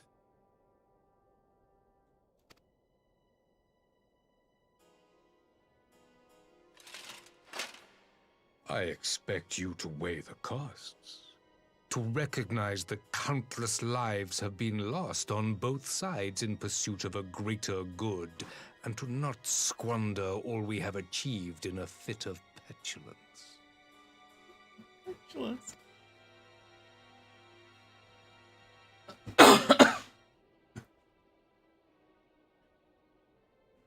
Your Radiance. I fear I can personally attest to the dangers of pursuing one's vision with such righteous fervor. For 1,000 years, the Holy See of Ishgard waged war with dragons.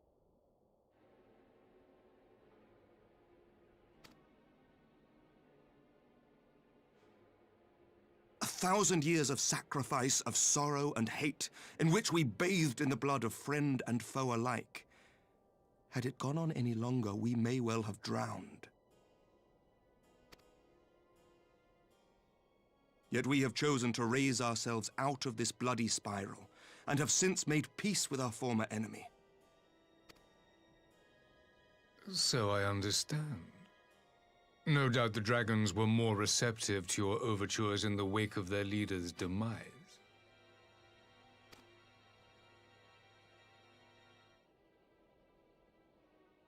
You speak of peace, yet use war to achieve it. Your father would not have bothered to obscure his intent with honeyed words. He understood that strength is all that matters in the end.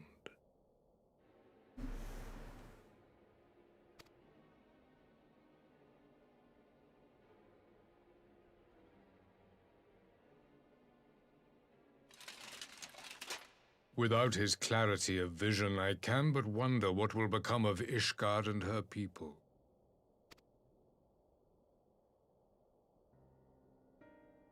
There was a time when Garlemald, too, lacked a leader of conviction. Weak and unable to wield magic, we were at the mercy of the strong from whom we sought refuge in the bitter cold of the north.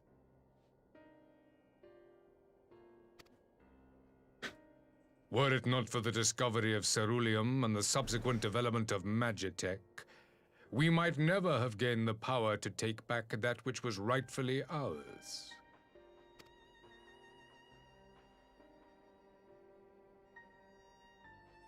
You speak as if your people were the first to have been driven from their homes.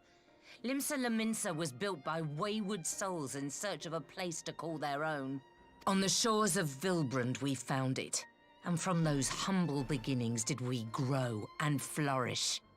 And all without robbing our neighbors of their liberty.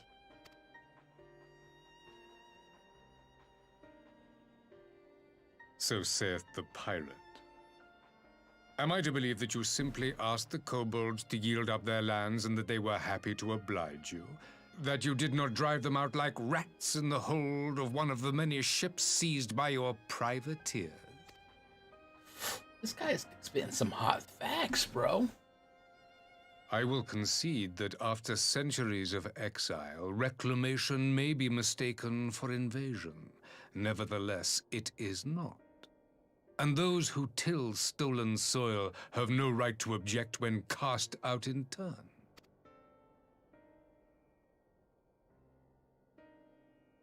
Your uncompromising nature rivals that of the Ixal. They too lament circumstances which they themselves perpetuate. Were they but to embrace peace, we would welcome them with open arms. Indeed, some few have done just that, and now receive of the Twelve's Wood's bounty.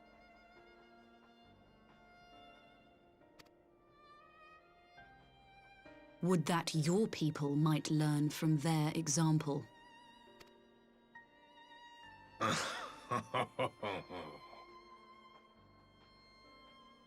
You dare compare us to the Birdmen?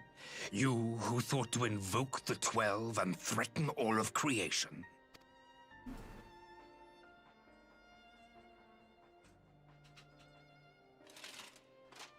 I came here in the hope of finding some speck of common ground, but I see now these discussions will accomplish nothing.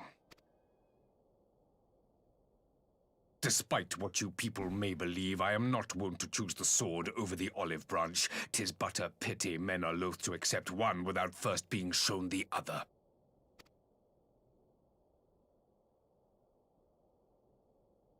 Wait, I beg you. This meeting was supposed to be a chance to find a way forward together, not to bemoan the missteps which brought us here. Please. If you truly consider violence a last resort, there must be a way we can come to an agreement.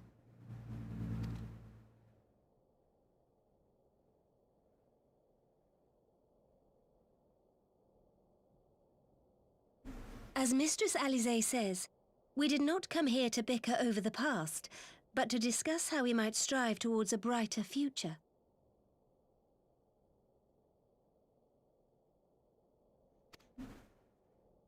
Emperor Varys, may I suggest a short recess, that all present might compose themselves prior to beginning anew?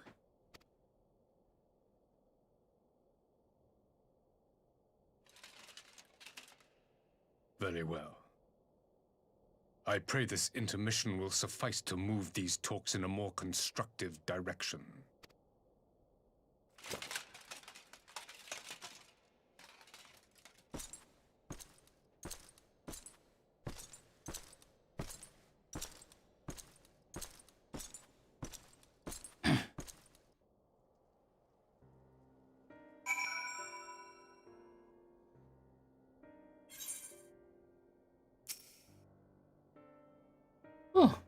This is really not for my forte.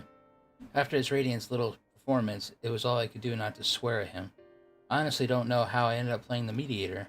I just asked myself what Alphino would have done. Tried my best to do the same, and by some miracle it worked. But there really is no common ground to be found with that, nor do I think he looked for any. So the question becomes, what did he come here to do? Because you may be certain it wasn't to make peace.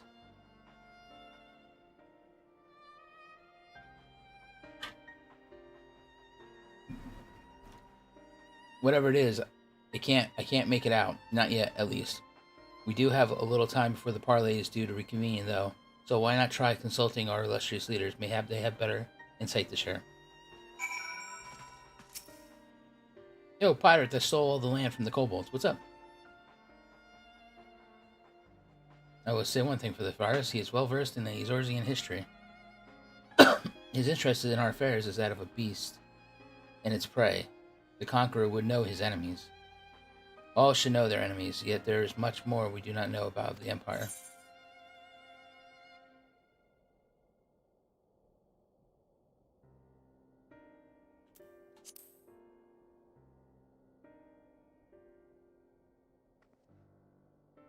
You would have me to ask the Emperor himself? Well, mayhap there is some wisdom in that. If we can skirt the storm of his displeasure, we may yet come to answers, even if it doesn't mean sailing close to the wind. Okay, that's great.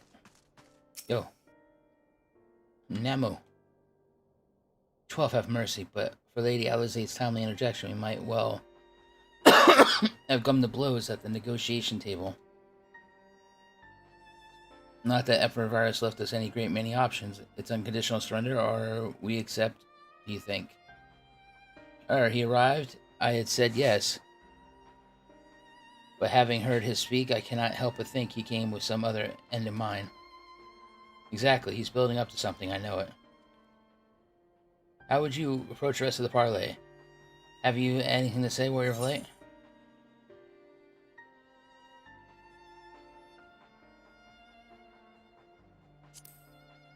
Invite him to explain himself. You believe he is more apt to reveal the truth if we put him at ease? Mayhap you're right. Thank you, Zavrex. Oh, God. The parley was never like to bring peace, but I had hoped to learn something of Emperor Virus' relationship with the Ezetian. As had we all, yet if he is in league with them, he is not like to volunteer that fact. And if he is not, how much weaker would his position seem for the presence? If we are to broach that particular subject, we will need to be subtle. Would that I know more of the man, I would indulge me. Lord Hien, have you received an imperial education, did you not? Is it true that the Emperor's will is considerably absolute? There is no higher authority in all Garlemald, nowhere else in the heavens. Come to that, veneration of the gods is forbidden. The only worship permitted being that of his radiance's own person.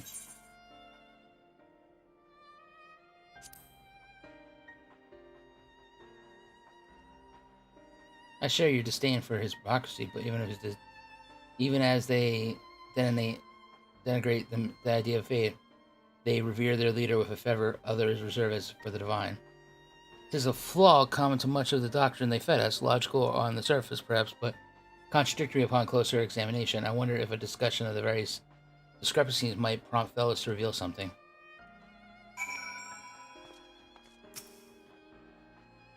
You spoke with everyone then? Good. Now all that remains is to await the pleasure of the Emperor and hope. Yep, let's do this. Now then, who would have the floor? Before we resume, I wish to offer you an apology. After you graciously accepted our invitation to discuss an armistice, we have done naught but rebuke you at every opportunity. I believe I speak for all of us when I say we are deeply sorry for our discourtesy.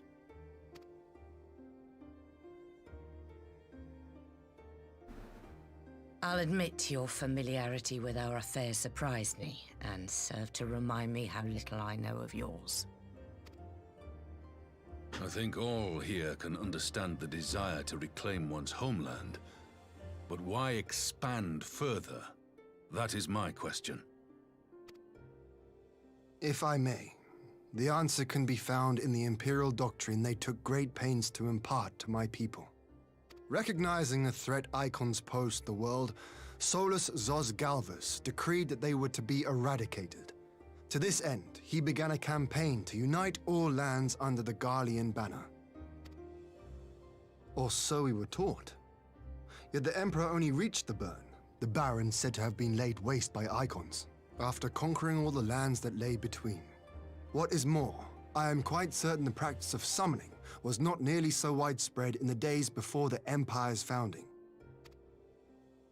When you put it like that, it all starts to sound like an excuse, doesn't it? But to distract from what? Why are you really waging this war?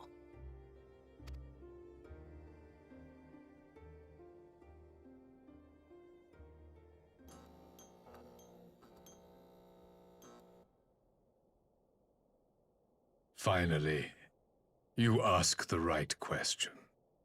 I can but hope you heed mine answer and at last accept the righteousness of our cause. My goal is this: to return the world to the way it once was, the way it was always meant to be.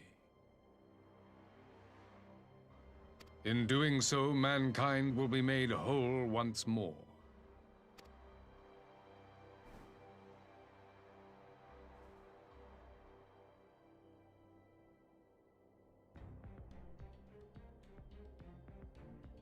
No longer will we suffer from the dissension born of our differences. There will be but one race, a perfect race, as we were when time began. What in Rolga's name are you talking about? I am talking about the origins of this star, of the source and its 13 reflections. At the instant of the great sundering, 'twas not only the world that was shattered, but mankind itself. Thus were we divided into myriad races, each with its own unique imperfections. That is why man looks upon his neighbor and feels fear and hatred, why he wages war, why he kills his brother. You all in your own way have proven as much today. The peace you seek is but a fleeting solution to a fundamental problem. One which calls for more drastic measures. To bring about everlasting peace, our worlds must be rejoined. That is the goal the Empire would see realized. The glorious future unto which we shall one day shepherd mankind. A rejoining of worlds. I have heard this tale of the Source and its reflections before. Are these not the self-same desires as the Ascians? Emperor Varys, do not trust in their words. They will lead you to your doom. My father thought to use them, but in the end he succumbed to their temptations. He embraced summoning like so many other pawns before him. Do not tell us you mean to do the same.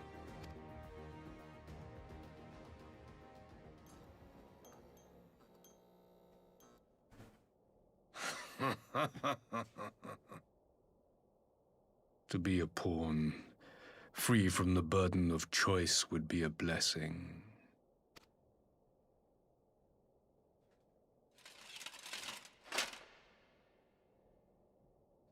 But I forswore that privilege the day I learned that the Garlean Empire was built by the hand of an Ascian. What?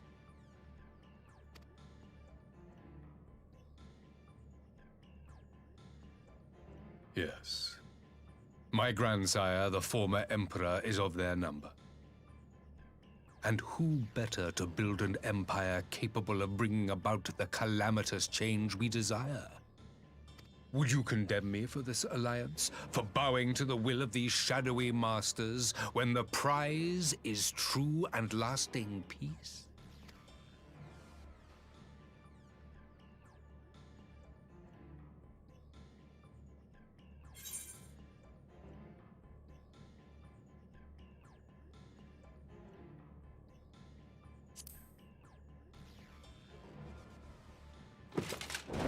I come not to conquer, but to liberate. To free man from the prison of divergence. Imagine a world united. One perfect race beneath a single standard. An army before whose might these servants of darkness and light would fly as leaves in a storm, never again to meddle in man's affairs. We would be the masters of our own fate. I bid you join me, not as subjects of Garlemald, but of a new nation. And together we shall win freedom for ourselves and generations yet unborn. You want to trigger another half-dozen calamities? You can't be serious!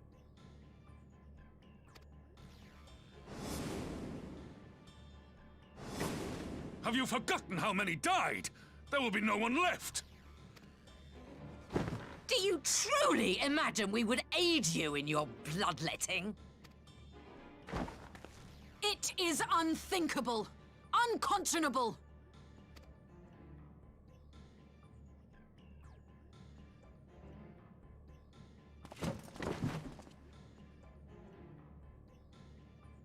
And what is the alternative?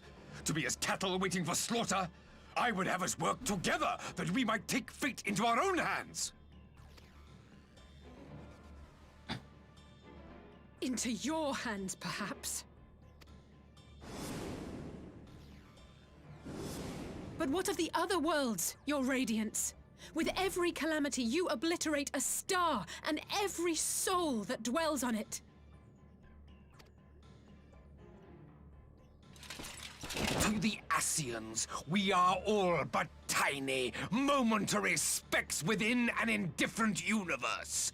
We cannot hope to oppose them until we have been made whole once more.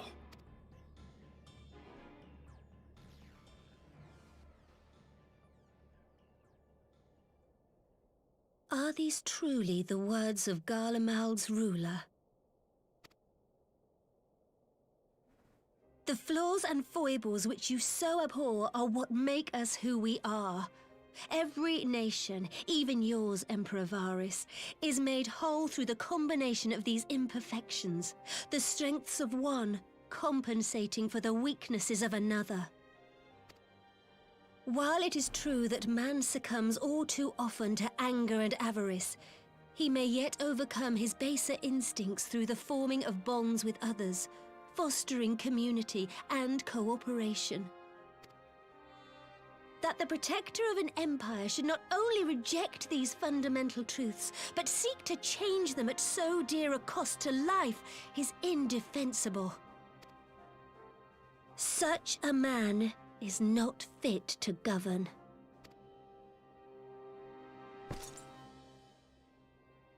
And you, warrior of light, would you refuse me as well?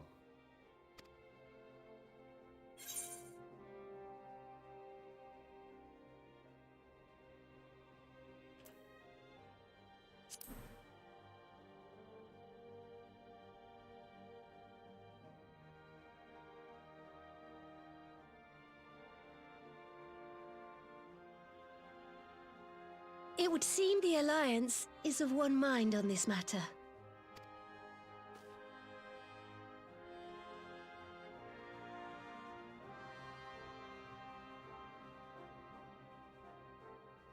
You Eorzeans never cease to disappoint me.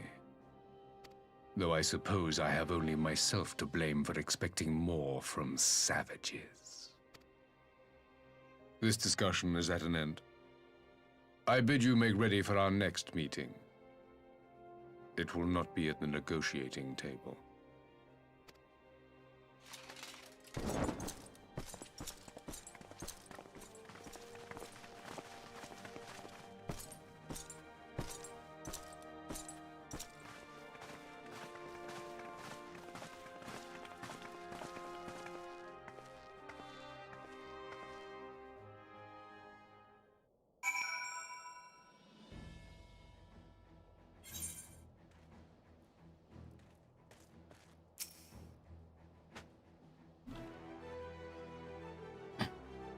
Come back to find Doma's advance party ready and waiting for battle.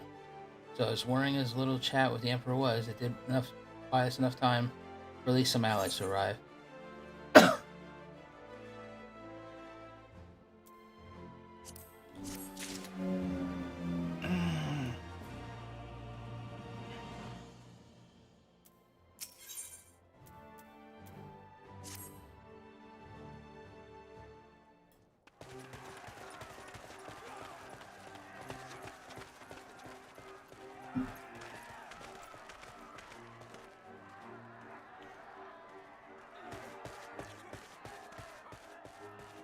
I'm not sure what I was expecting from our meeting with the Emperor, but it wasn't that. Still, at least we know now what he's really after. Aye, a future built on a mountain of bodies. I too want the Ascians dead, but not at any cost. The last of the reinforcements from Dorma arrived not long ago. I pray it will be enough. Given the Emperor's stated goal, this is a battle we can ill afford to lose.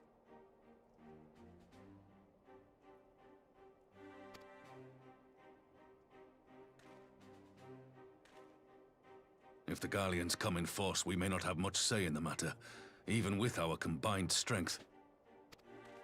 We knew from the first that the odds would be against us. But if there is even the slightest chance of victory, we must do everything in our power to seize it.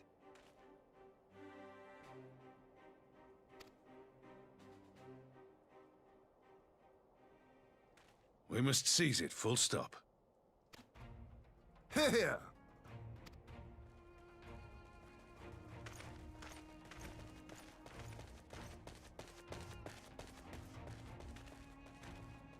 The two of you are to join an irregular unit and support the main host. I won't bother asking if you're minded to fight. After coming this far, how could I not? And for once, there's no one around to countermand me. Not that they would. Not even my brother. But we all know who really make the difference. Ready to frighten some Garleans? I wouldn't want to be on their side. Might I ask you to accompany the Dorman contingent? They are strangers here, and your presence would do much to raise their spirits.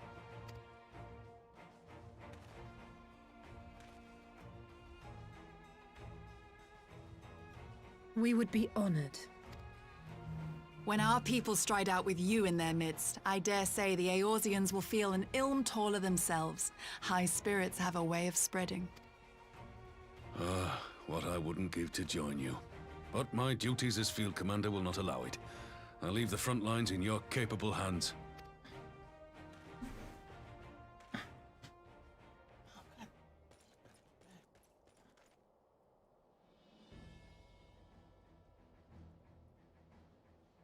Comrades, ready your arms.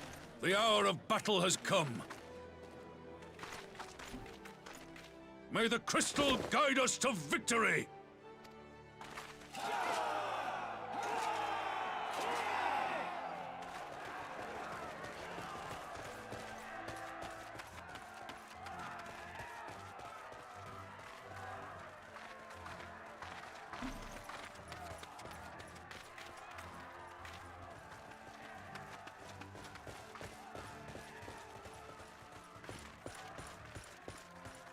Since the others couldn't be here, we'll have to fight twice as hard.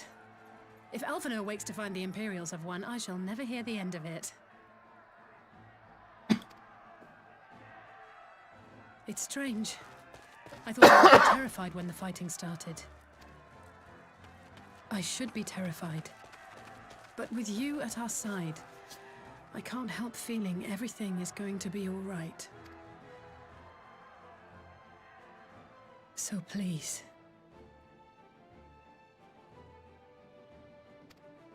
Don't you dare leave me alone. Oh my god. Anime issues? Jesus.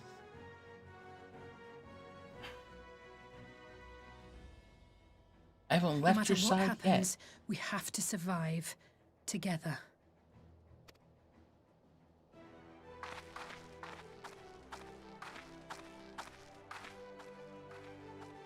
Can you at least put on sensible shoes?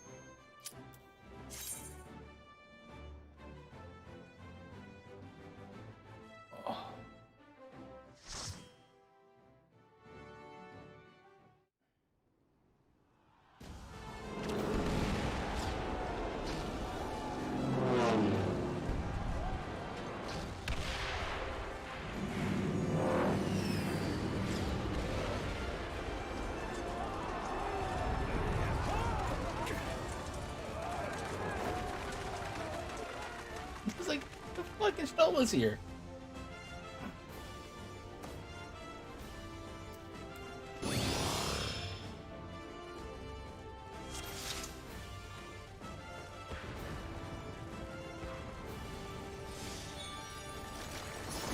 Leave this to me.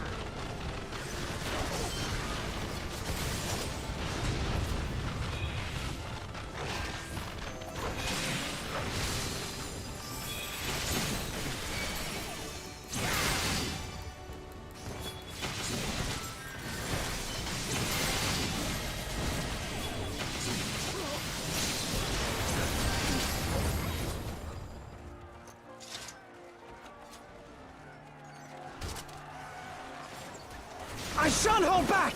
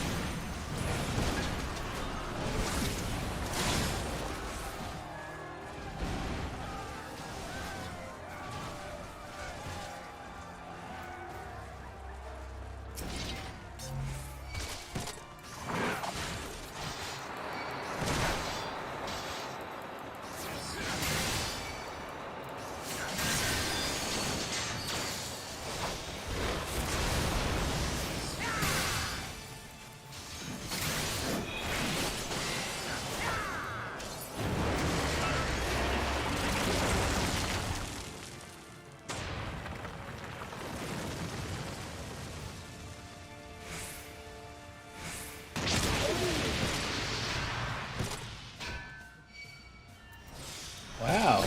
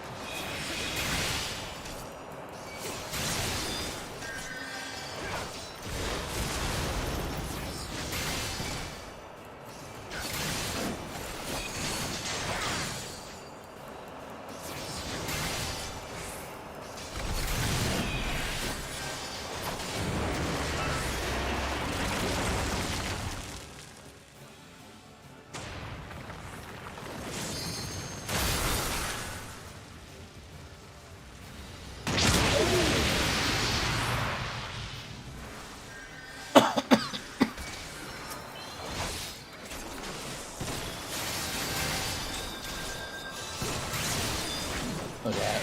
Roan's sleeping on the job.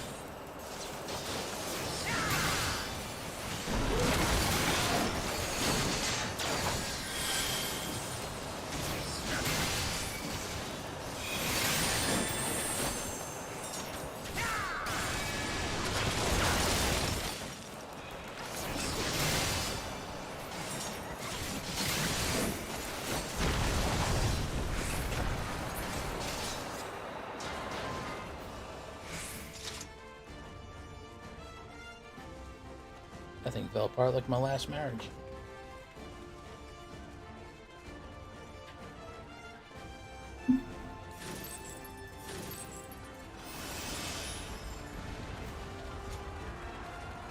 You underestimate me!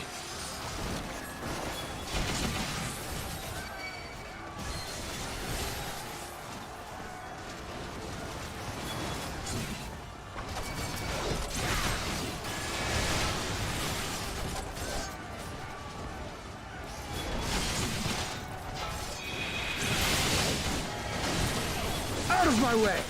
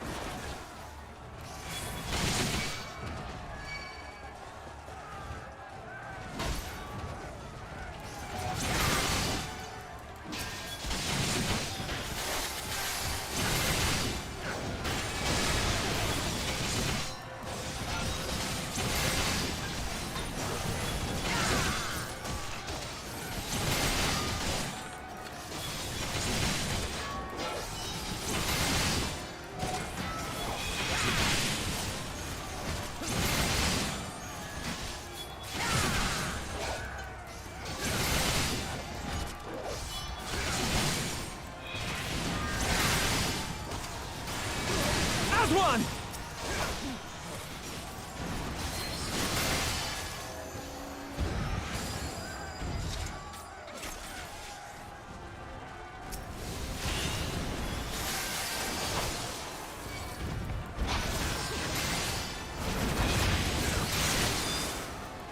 Why is it every time I play one of these big dudes, the majority of the other guys just run off?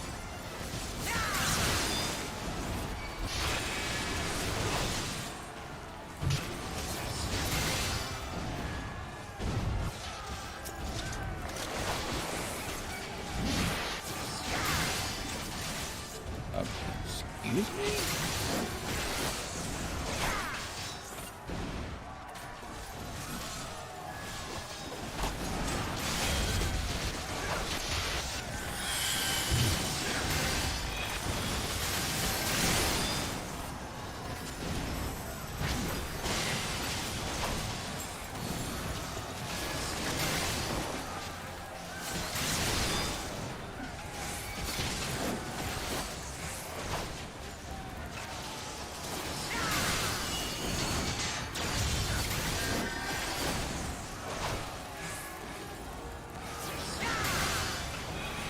This day you die!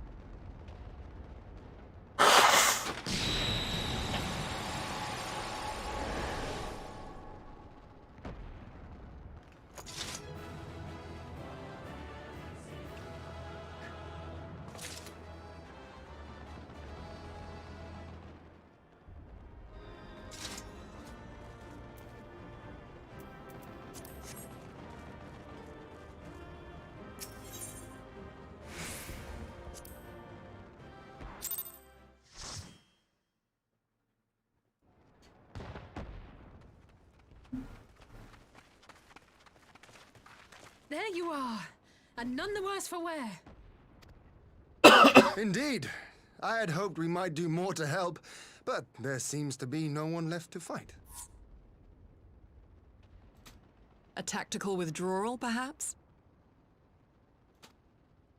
We should give chase. Finish them off while we have the chance. Imagine the other surprise when they wake to find the war already won.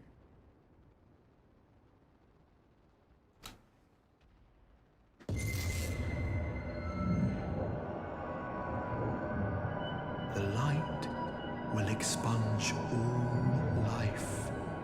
Only you can forestall the calamity. Throw wide the gates. No! No! No! Not like...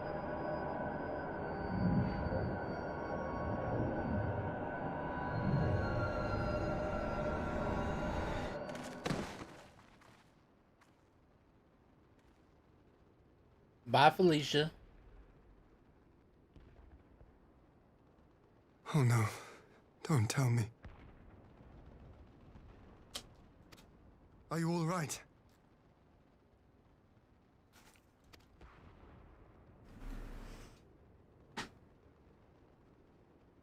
Quickly, we must get her back to the encampment.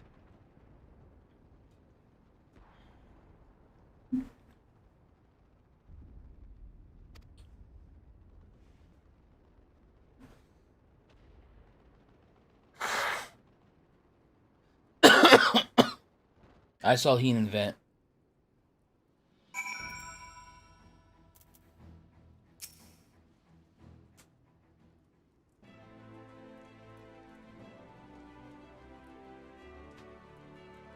So the Garleans have been routed. Well, have they? Well done.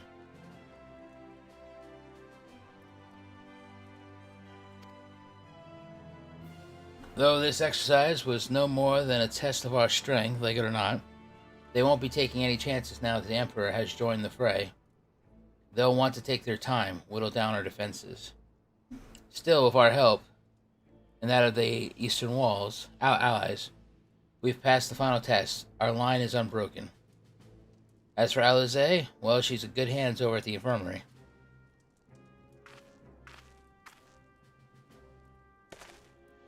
My lord, the Shearogans have completed their examination of Mistress Eorzea, and as we feared, she is locked in a slumber without any outward cause.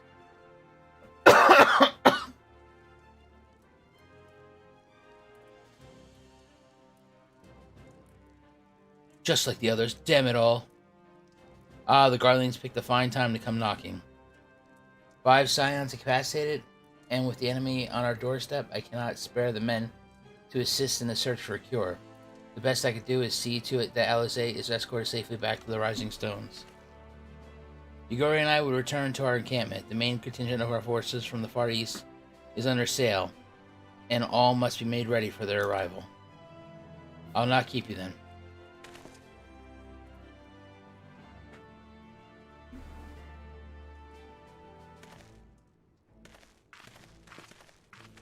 Judging by the Garleans' recent movements, or lack thereof, they won't be launching another offensive in the immediate future. You should return to the Rising Stones. Given the plight of our fellow scions, I can understand if you feel on edge. But you'll be no good to anyone without rest.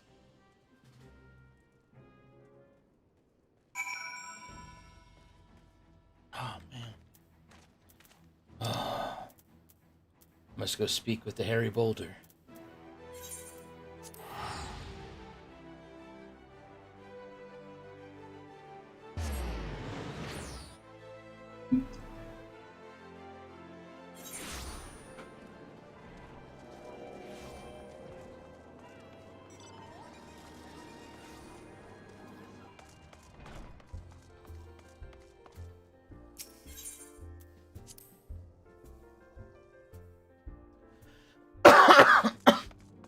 How much closer is it?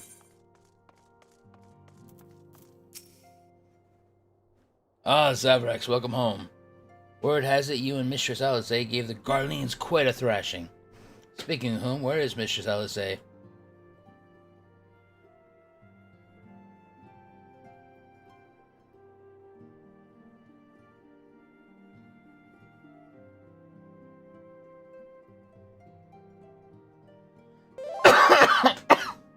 The final solo fight is a requiem for heroes. Where is Mistress Alizé? I was certain she would have returned by now. They're coming. They're bringing her by stretcher.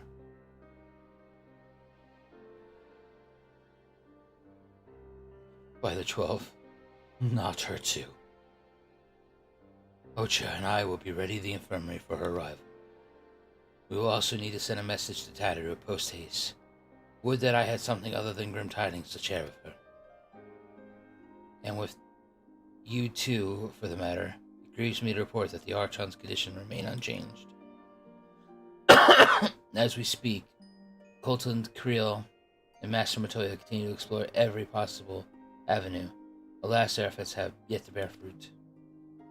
But all is not lost. You are still hale and whole, after all. Though I suspect you must be tired from your journey, you should rest, my friend. Leave the worrying to us, for a time being at least.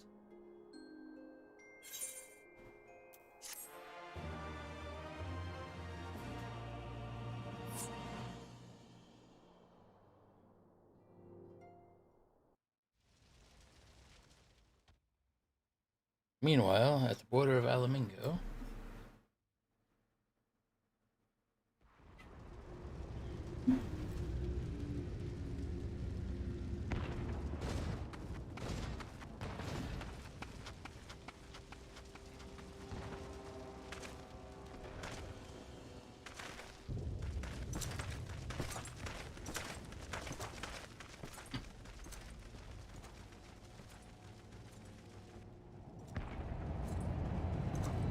Alright, then we're gonna have to finish it tomorrow.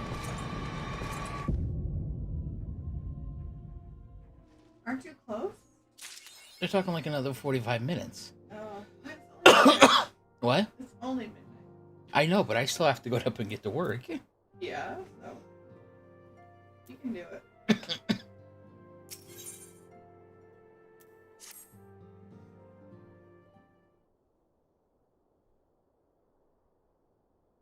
Ah, Zavrax, yours is a welcome face indeed.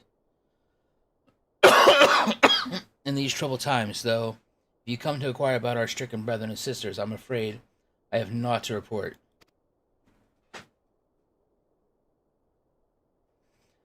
Coltillant and the others continue their tireless search for answers, and I, too, have done all in my power to assist them. Alas, my apologies for the intrusions. I was told Master Alphinaud had been brought here and wished to see if his condition had improved. It's our friend, the Garlean.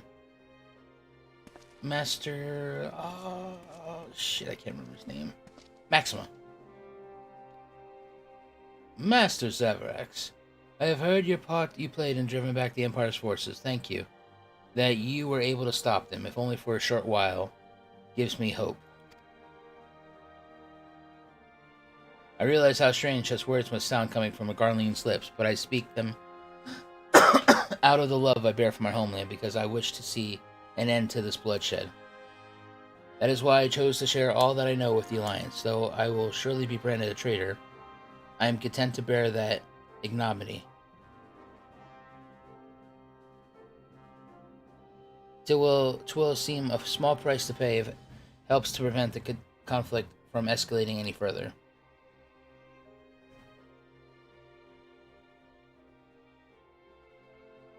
But enough of my prattling. The war is not what brought me all this way.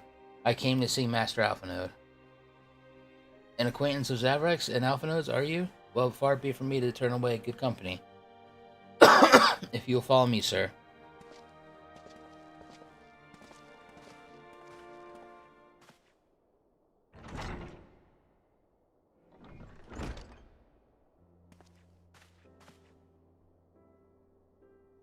When word reached me that Alphinaud had returned, it seemed only right that I visit him, poor lad. Pains me to see him thus. but I take solace in the knowledge that he is safe and well cared for. He fought valiantly at the burn. The populares could not have wished for a more committed ally. I know not how he came to be so afflicted, but I pray a cure will be found soon. On an unrelated note, you may be interested to know that I traveled here in the company of another acquaintance of yours. Let me guess, Sid? He awaits my return at the Northern Silver Tier, and I'm certain he would be glad to see you, assuming you can spare time, that is.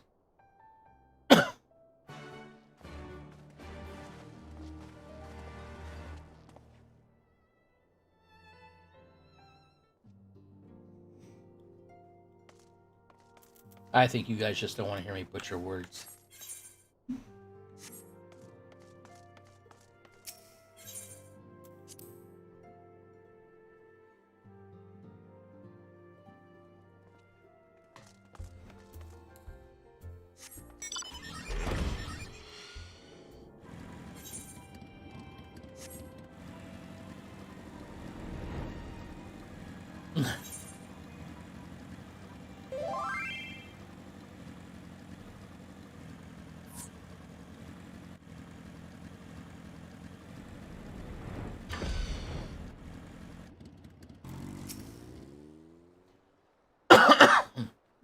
Colin's sick. I can't. It's a family business. They know it's not sick.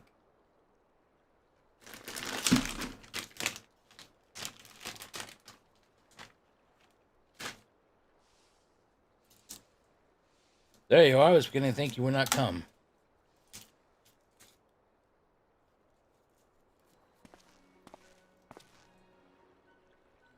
It sounds like you've been through the mill.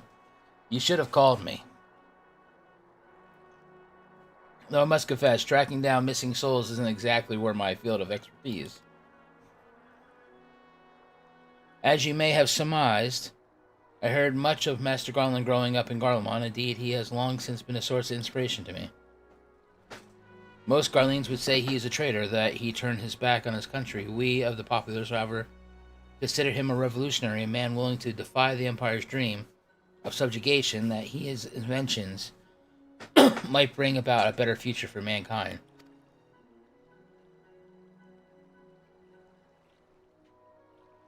Please, revolutionary is the term best reserved for my work. I am but an imperial defector who thought to aid another imperial defector. Whatever Master Garland says, I am humbled to find myself in such distinguished company.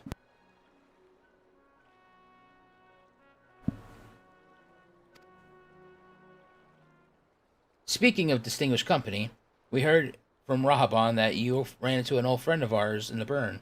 Is it true? Gazius still lives? Like most in the army, I never had the privilege of seeing the Legatus without his mask. To think, I walked halfway across the burn in the presence of the Black Wolf. And he claimed to have severed ties with the Empire to hunt Ishishans? Did he? After his humbling at the Patrium, one would think he'd have good sense to stay dead. Should we meet again, I shall be sure to tell him so. Commander Aldine also spoke of the Alliance's meeting with the Emperor. Though I still labor to believe what he told you, did His Radiance really claim that Garlemald was founded by the Essetians? But that is a madness. The very notion is absurd. Every fiber of my being rails against it. And yet I see there is no escaping the truth. From the very founding of my homeland, my brothers and sisters have laid down their lives in service to a lie. The Essetians must be stopped, to save my people, to save all peoples. For the Empire's many crimes, even I did not suspect. Had I known, I would have left a lot sooner. But that is the past. Here is the present. We must apply ourselves to the problem of how the Empire's ambitions may be thwarted, not only in Eorzea, but in the Far East as well. The Ironworks will spare no effort to achieve that end. Siru's wall was a good start, but we can do more, and we will. We'll show them what it means to achieve freedom through technology. Begging your pardons, I bear a message for the Warrior of Light. Commander Aldine requests your presence at Alliance headquarters in Alamingo. He will discuss matters of strategy at your earliest convenience. Ah, yes, the inevitable messenger. I knew it would be long before duty called you away. Time, no doubt, being of the essence. Could I tempt you to ride aboard the Excelsior? If there's a faster way to Rahab on side, I will personally apologize to the commander for keeping him waiting. Yeah, I can instaport.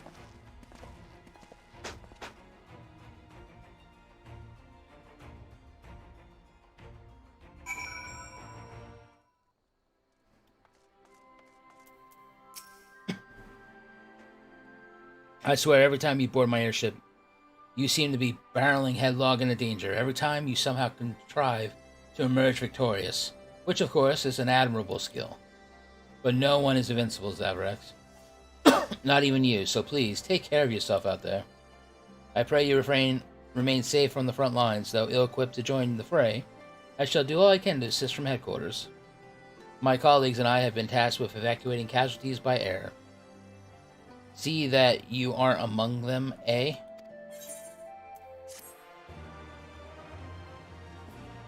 Wow.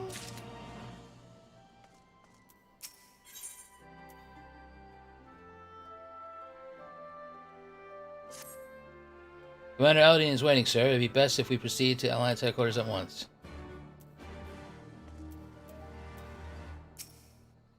Are you ready?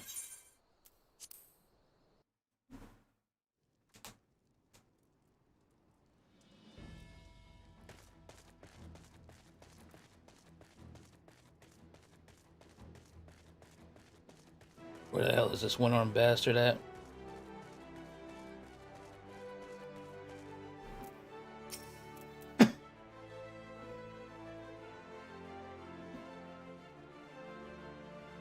You're here. Good. I summon you to discuss strategy, but first I would apprise you of the Garlean's movements. Upon speaking with Rahaban, several cutscenes will play in sequence. It is recommended that you set aside sufficient time to view these scenes in their entirety.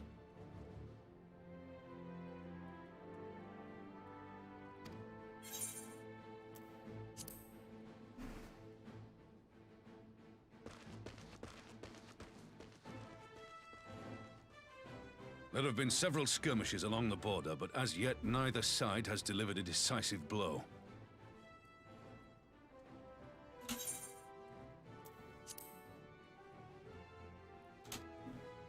We had long assumed that the Garleans would overwhelm us in a straight fight, but we seem to be gaining ground, albeit slowly. As to why that might be, the most likely explanation is that they have yet to commit all their forces. Still, we're winning, and our latest intelligence suggests the Emperor has retreated back to Garlemald. In light of this, we're considering launching an offensive with the aim of pushing the front line forward and giving ourselves some room to breathe.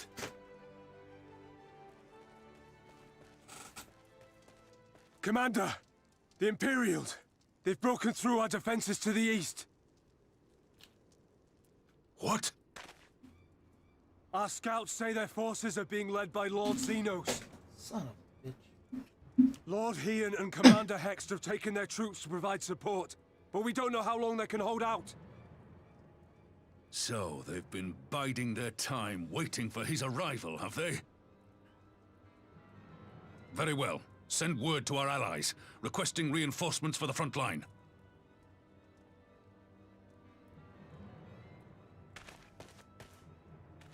Should the worst come to the worst, I may need to enter the fray myself. But what of you? Do you still have the strength to fight?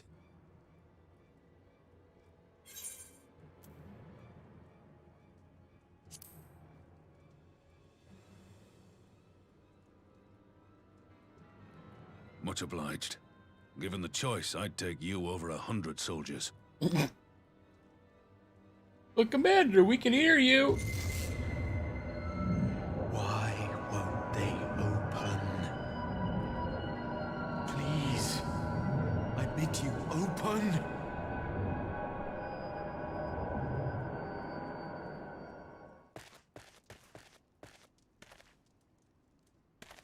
What's wrong? Is it the voice again?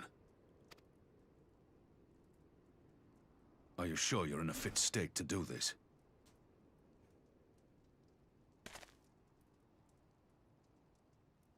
May Ralga grant us strength. Yeah. Give 'em hell, lad.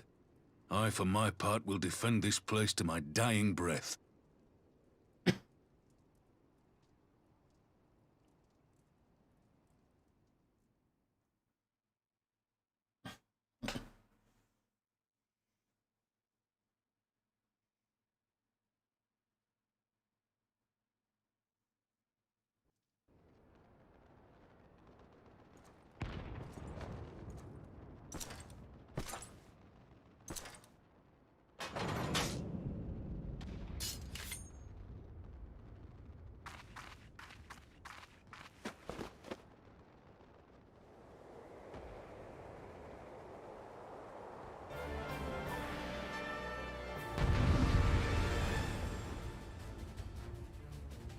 Son of a bitch.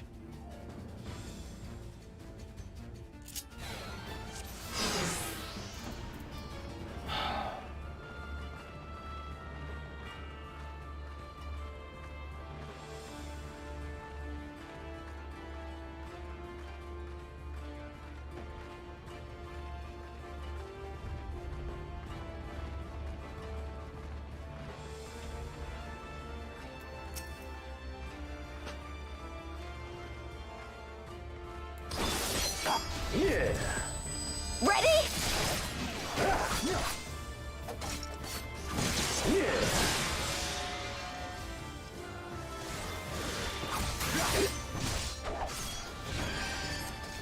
Oh, that is a really long cooldown, huh?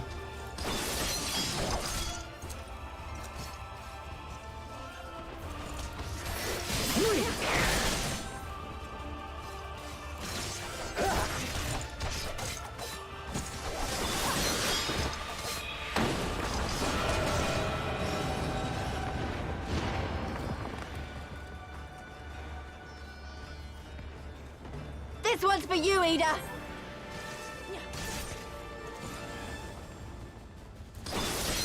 Yeah.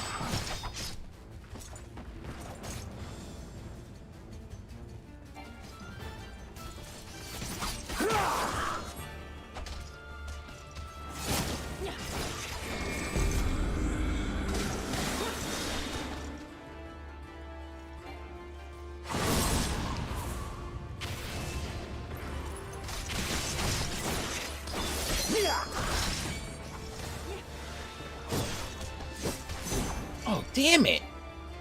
Fuck, man.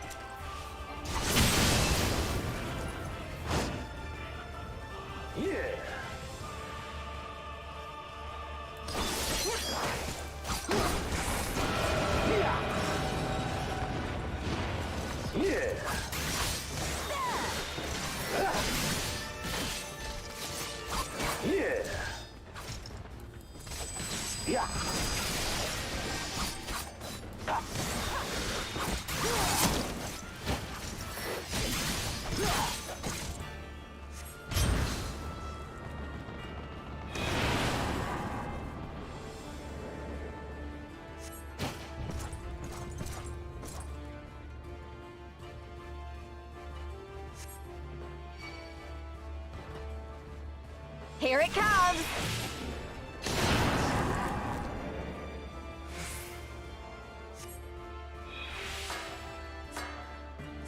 The weave of a shinobi's power.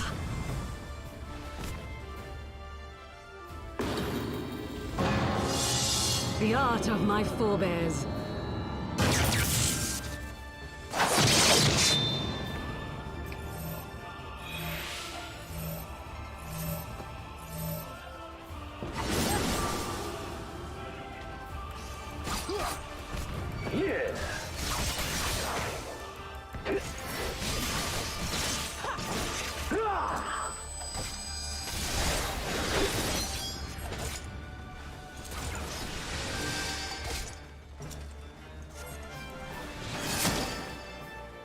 You bitch.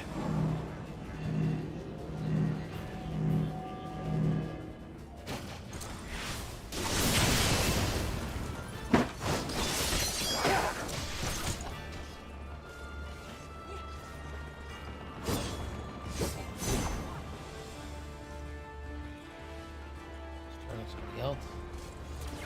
Still targeting me.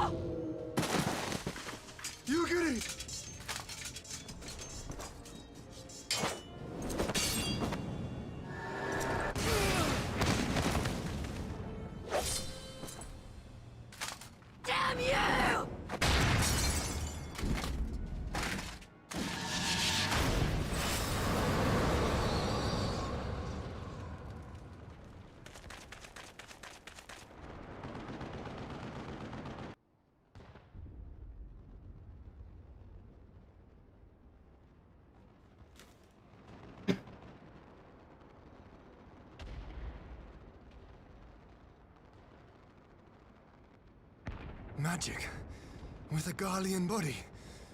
That's hardly fair.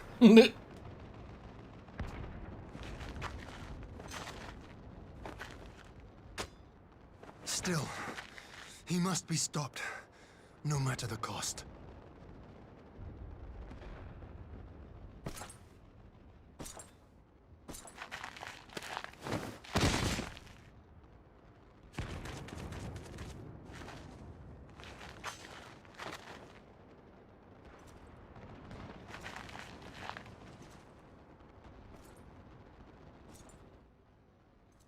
Ah, bringer of light. It has been too long.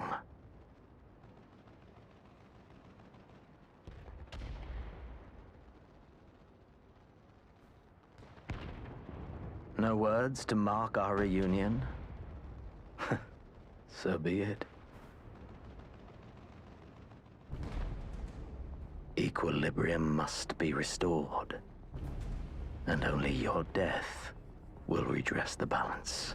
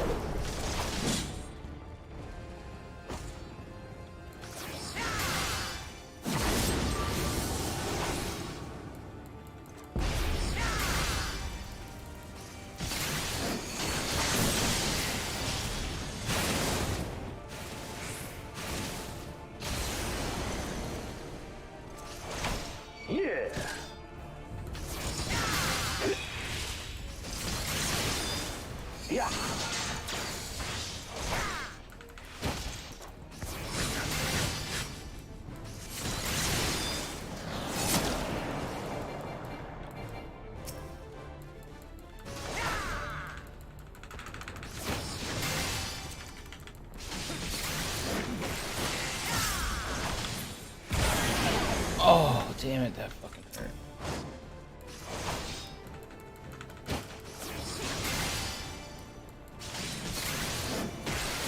I gotta get out of it.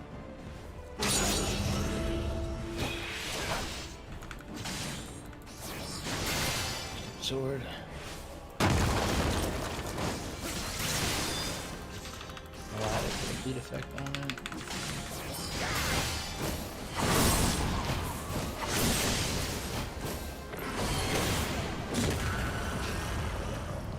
What the?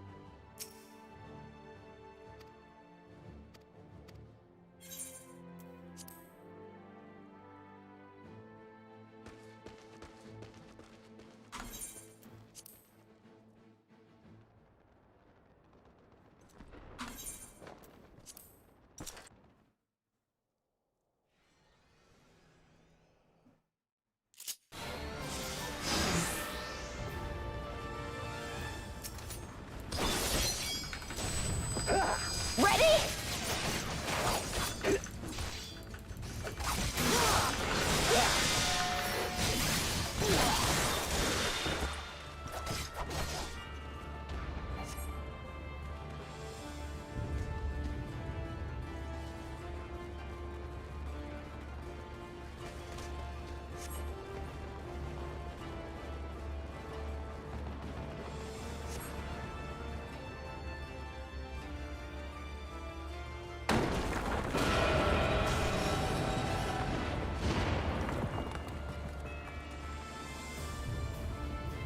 This one's for you, Ida.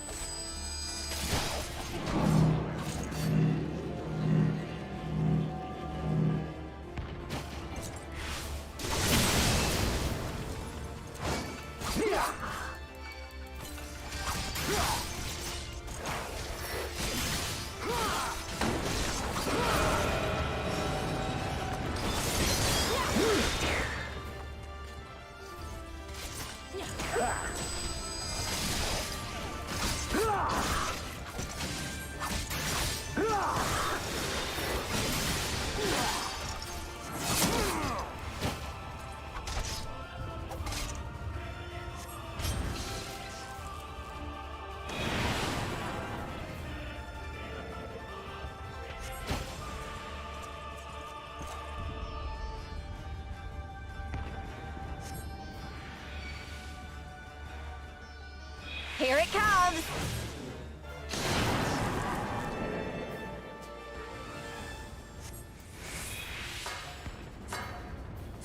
The weave of a shinobi's power.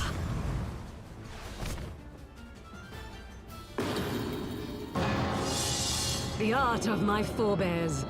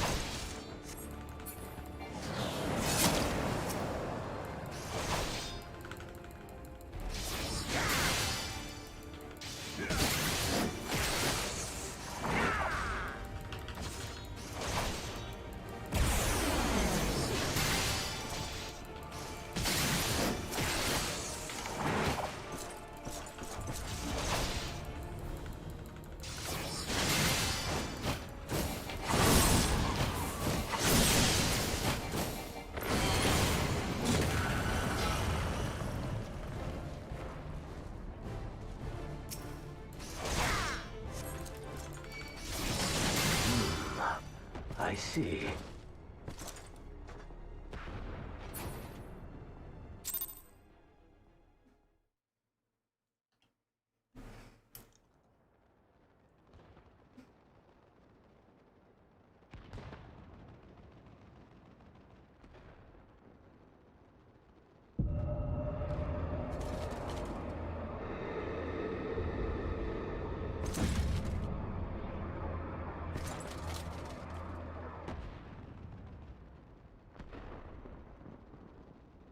Your mother chose her champion well. Yet, for all your strength, you will still fail.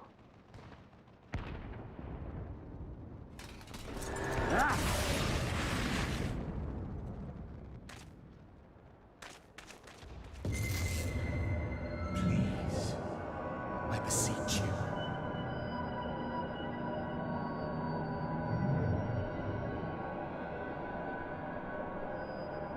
Ah. Someone calls to you. Too late, alas.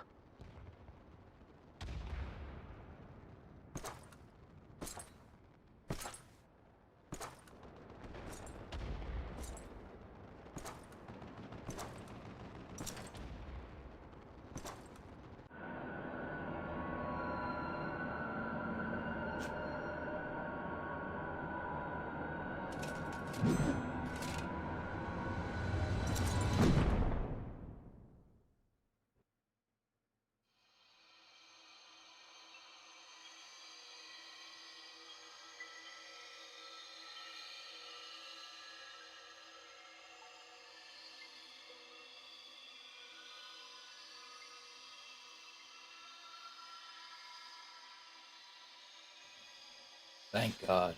At last, I found you.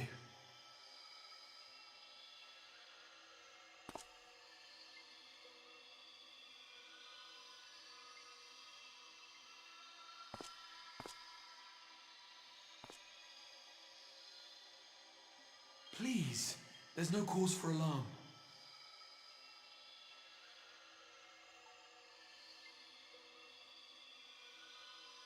Though, I confess, this is not where I had intended to meet. But the place of our meeting is of no consequence, like the war you wage.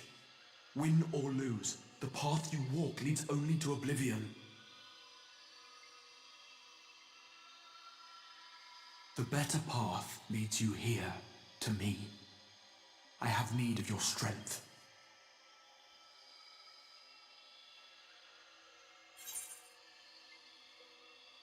I would unsub from this game so fucking fast and uninstall it from my game, from my computer. Are you talking to me? No, I was talking to chat. Oh.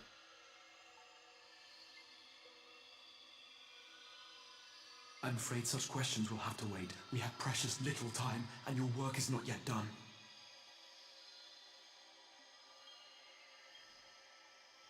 Go to the Crystal Tower. I have left something for you near its base. It will serve as a beacon of sorts, one which I pray will help you on your journey. All you need do is find it. I will take care of the rest.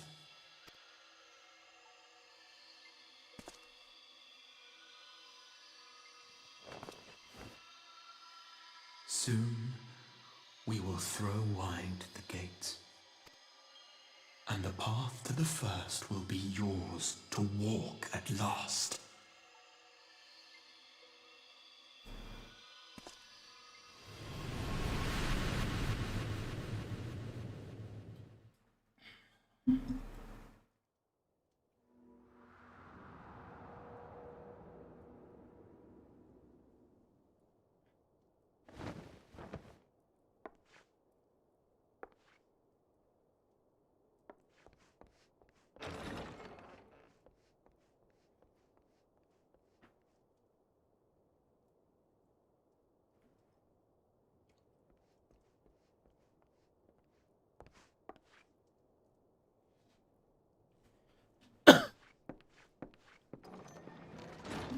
You're awake. Thank heavens.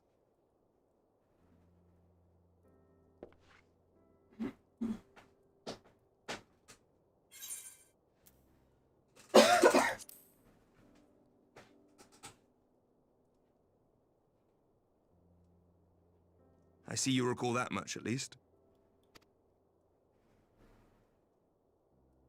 In the midst of your duel, it is said you faltered, and that the Crown Prince seized the opportunity to deliver a mortal blow. Yet before his blade could find its mark, he was distracted by the arrival of a second adversary who bore you away from the battlefield and into the hands of our chirurgeons. Estinian? Lest you wonder, he left before you awoke. As is his wont.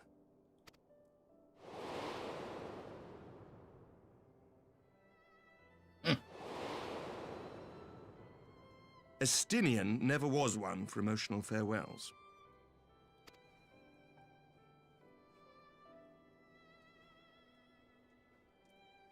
Though Xenos bested all before him, the battle clearly took its toll, for he retreated shortly after your rescue. Seeing this, the remaining Imperial forces decided discretion was the better part of valor and pulled back, allowing us to re-establish our position.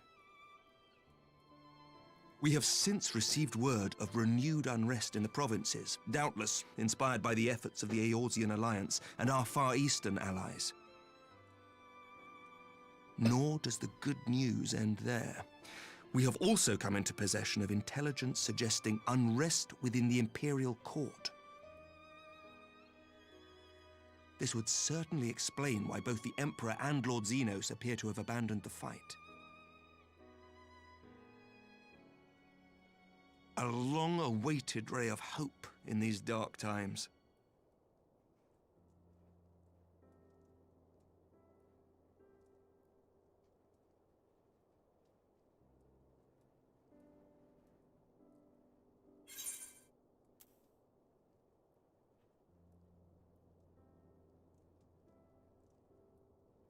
And neither one of these options I give a shit about.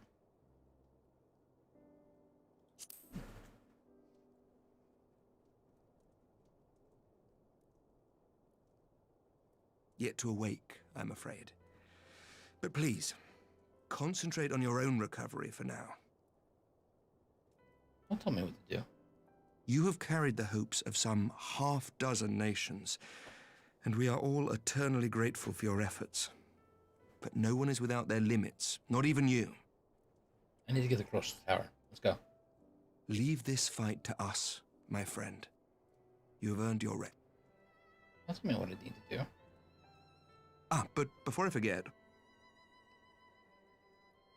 I was asked to deliver a message as soon as you awoke. A reminder that you are not alone, though many of your allies have fallen.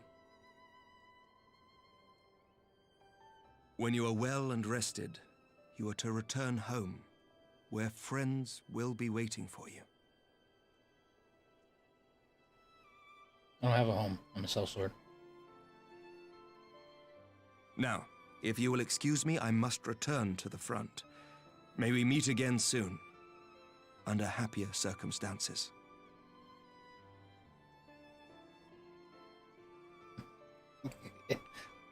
Yes, I still...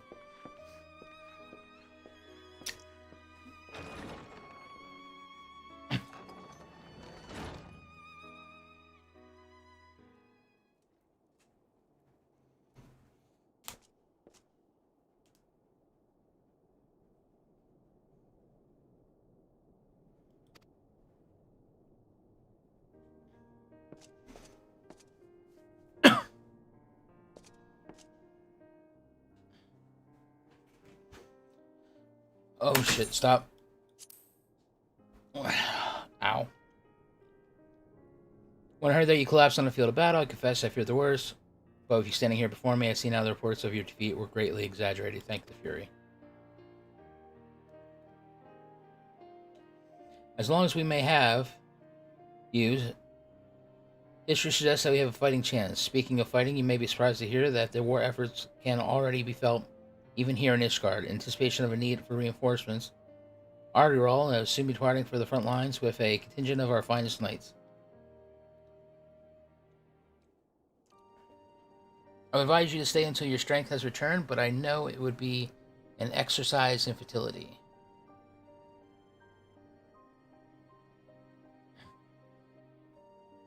Indeed, I suspect you have already decided on your next destination. Yeah, Crystal Tower. Dark days lie ahead, of that I have no doubt, but the light of hope shall ever guide your steps so long as you have the will to press onward. And press onward we must. Farewell, my friend. I pray your next meeting will be happier circumstances. I doubt it. I'll probably bring home one of your dead kids.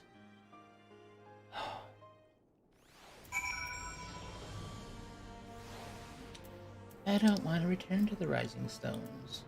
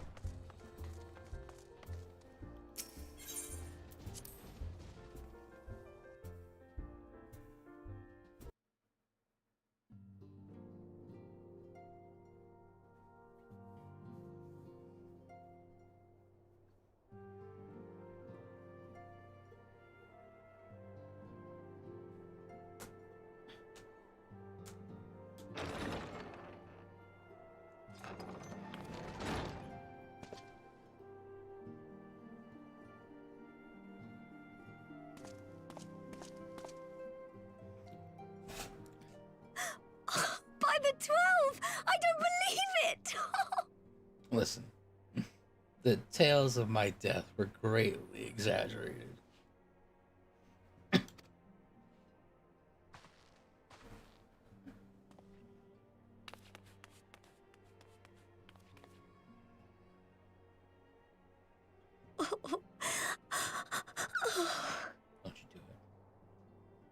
Don't you start crying. I rushed back as soon as I could. I swear, my heart nearly stopped when I heard you'd collapse like the others. What in heaven's name is going on?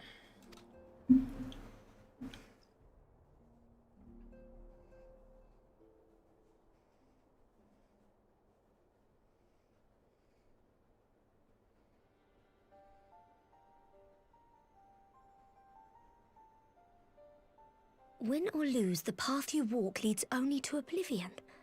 Oh, well, that's helpful. And what else did he say? The better path leads to him? If his is the voice you've all been hearing, perhaps the others are with him. Sir Emmerich said the fight had reached a stalemate, didn't he? But if that monster masquerading as Xenos comes back... Thancred, Y'shtola, Eorzea, Alphino, Alize. You're going to need all of them on your side to defeat him. I pretty much had him defeated on my own. And I forbid you from going to face him on your own. Do you hear me? Bitch, you ain't the boss of me. So if you must leave, go and find the others. Bring them home.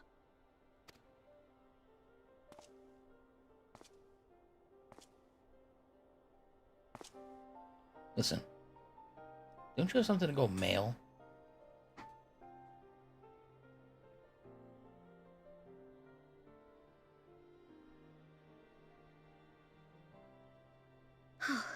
As for where to start, you said the stranger had left a beacon for you at the Crystal Tower, right? But how are you to find it, now that the tower has been sealed shut? Listen, I got a guy on the inside. There has to be a way. If anyone would know, it's Sid and the researchers of St. Coinac's find. Those guys were useless to start. Don't you worry. We'll find that beacon for you. Excuse me? I don't know who half these assholes are. They're here for the free liquor.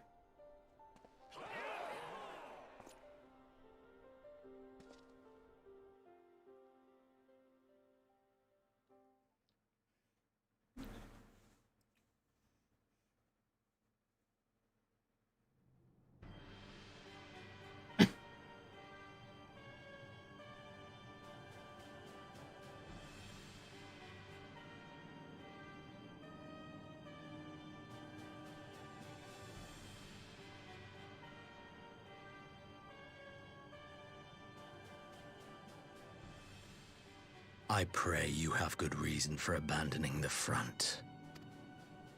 How could I remain there while the rumor that my son is possessed by a demon spreads like a sickness here at home? I will not be made to fight for the throne a second time.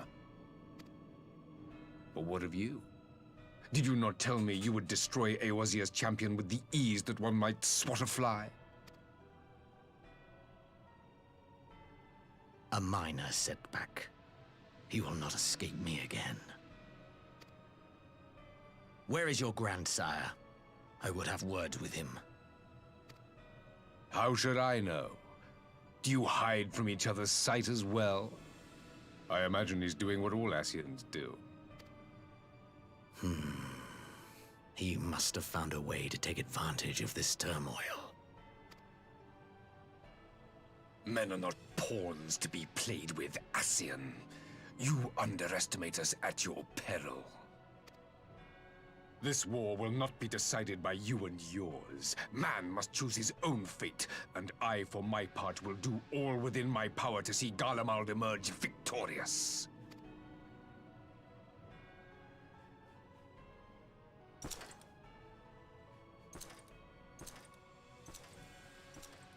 That boy's thick. It's got some hits that won't quit.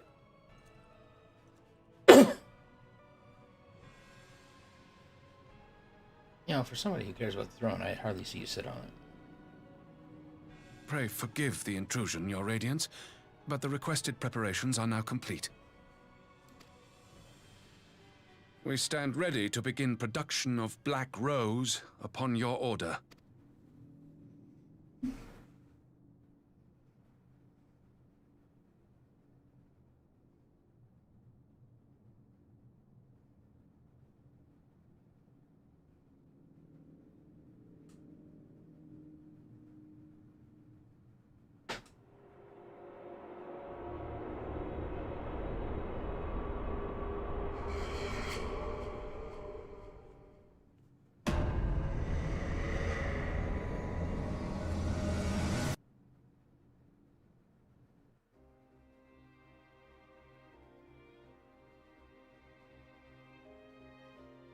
Okay.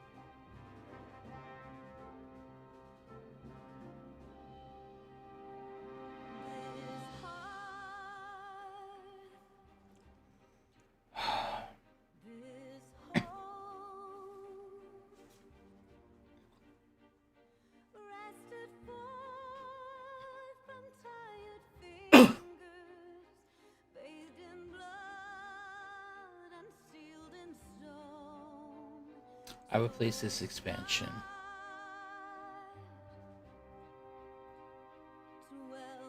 on the list of the expansions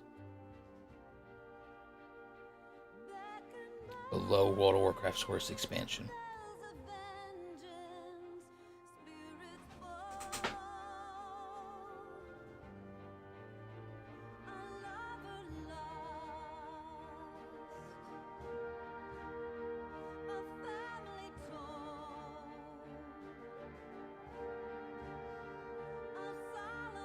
Oh my god.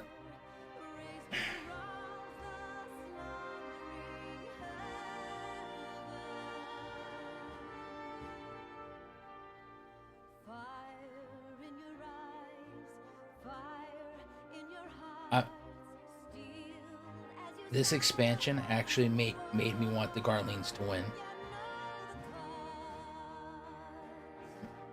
And have them cause another calamity. Yes, even the pre-Shadowbringer moments. Oh.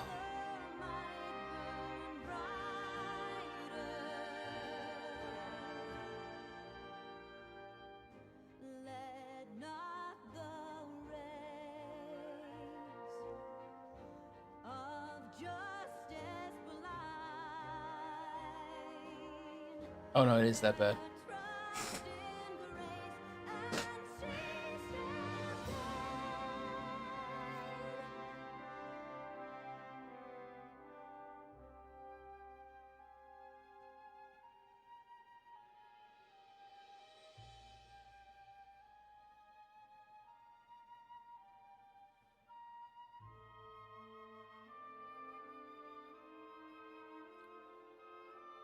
That is one of my favorite characters in this expansion.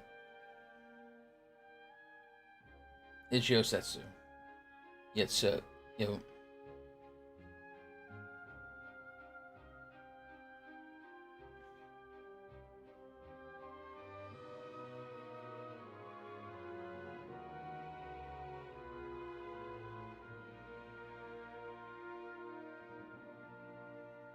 Who's my unnatural hatred for what character?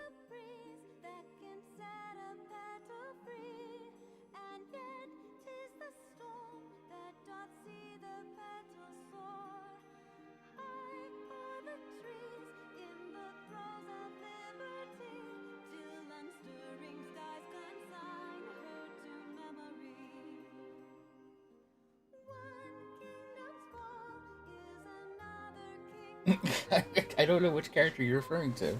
There's so many I hate.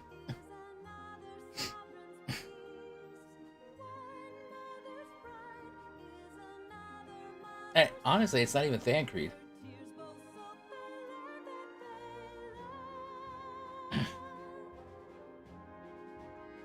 Oh god. I hate Lise.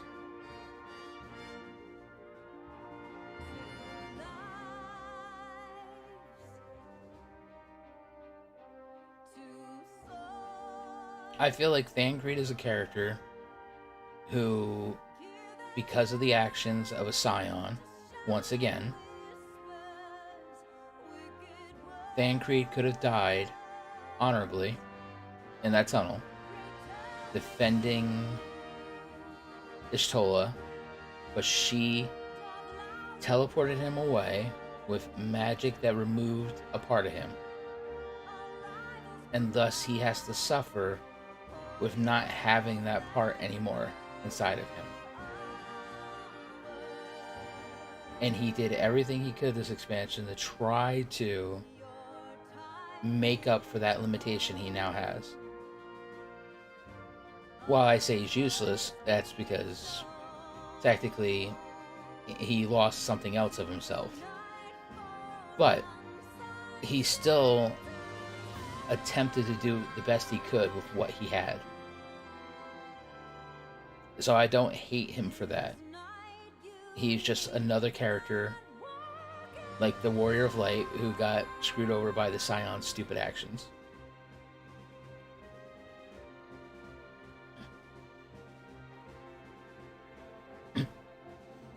Fordola is also another one. That was cool. Oh, he's definitely improved from a standpoint of character development.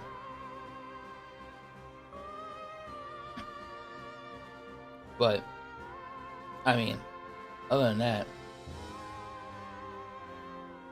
I don't like Ian, and I don't like Lise. Ian acts like a crybaby, and Lise is just like, she's constantly living in somebody else's shoes. And it's like the whole expansion is about them.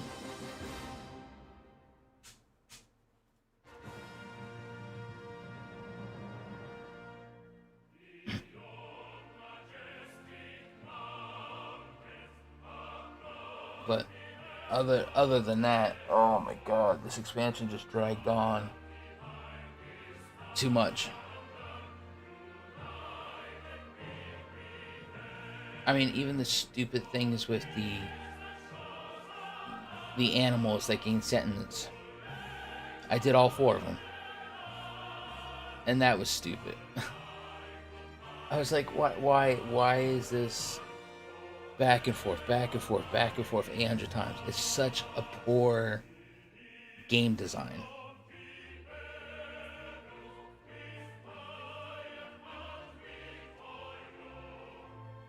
I'm intrigued to find out who this person is. You know, who's been trying to Skype me over and over again.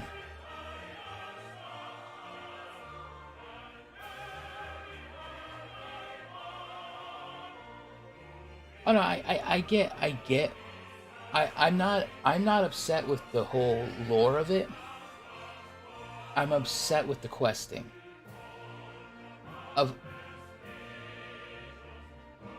See, that is something that just annoys the shit out of me in this game. Is like, okay, you have to go here now, talk to this person. Now, yes, I port there. Even if I flew, it's like I get there and it's like, oh, so much time has passed. Now you have to go right back to where you just were. Like, that's such bullshit. Like,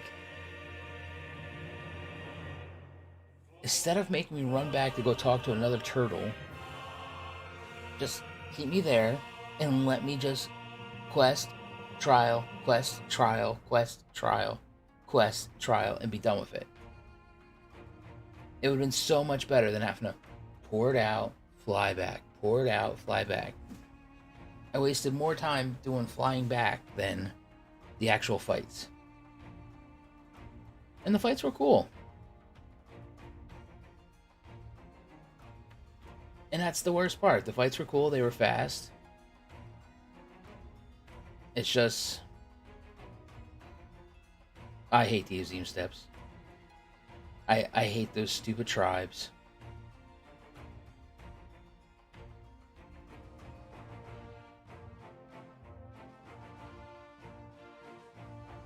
Like, honestly, the Sun Tribe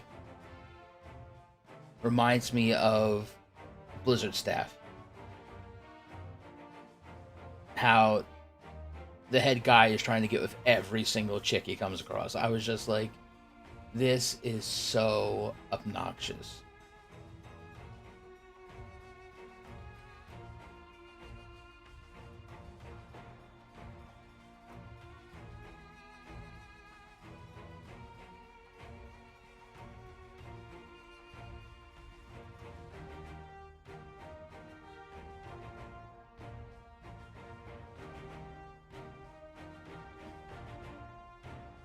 Yeah, exactly. It's what I felt like. I was like, oh my god, enough already.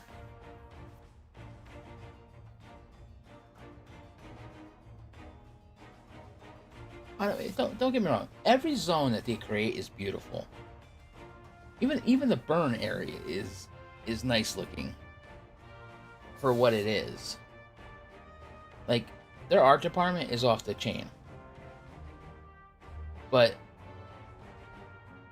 the certain people in the game are just like, are there individual factions or just like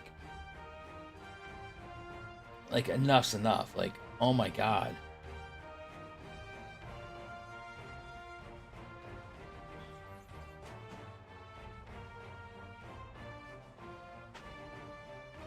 I was like, why the hell? Why is it? Why are you doing that stuttering?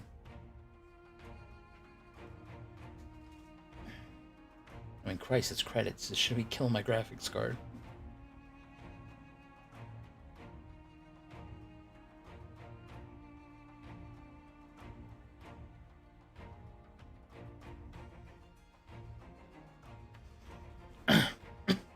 No, see, that's just why I don't like... See, I don't like just good people.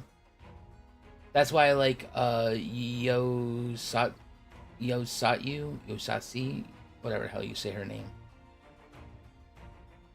She's a very, very flawed character.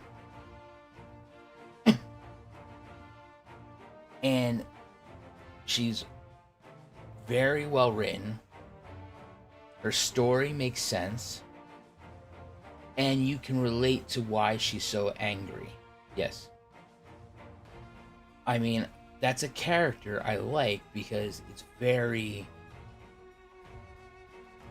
You can get behind her and understand her motives. And, you know, you can actually put yourself in that place, like, would I have done the same thing? Makes her very interesting. Now you take somebody like Lord Hien. His dad's the Emperor. You know, this country got taken over by the Garleans. So he becomes a punk. Then he decides, I'm going to uprise, and he gets himself killed. And then his son almost gets himself killed. And then instead of coming back to his people,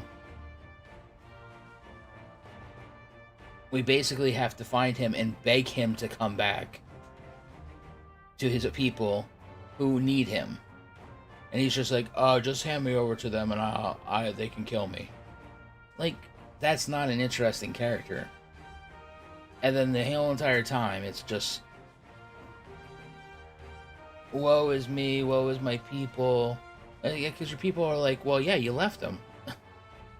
Yeah, your people are really woed because, you know, you abandoned them.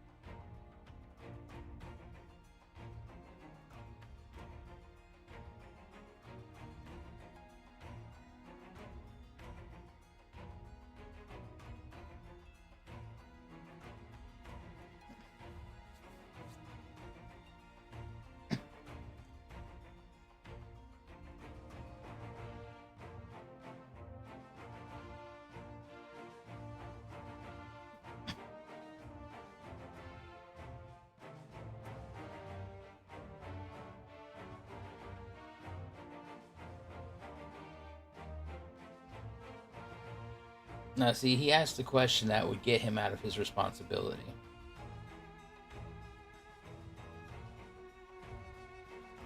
No matter what, no matter how old he is, if you are a prince,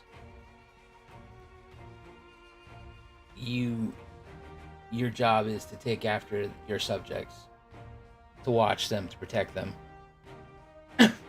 It doesn't matter what's going on or what's happening. Like, it's what his father did. Skip the credits into the trailer. Why? We just got to Axis font. Canadians were involved in this. Look, NVIDIA. It's like my graphic card.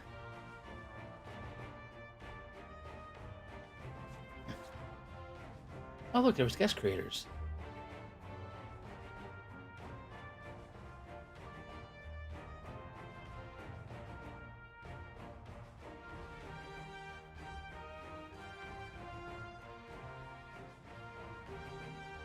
Hey, Capcom.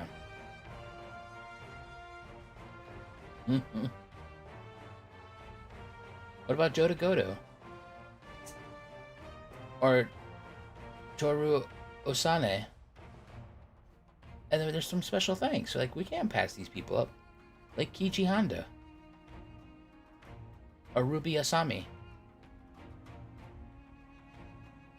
And all these dudes that worked on the primals. Look at them. I want to abandon them.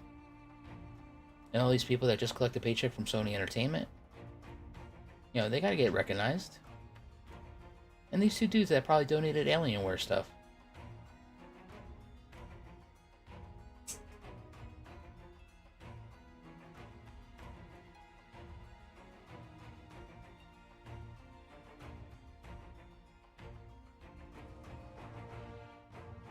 I did the Monster Hunter trial.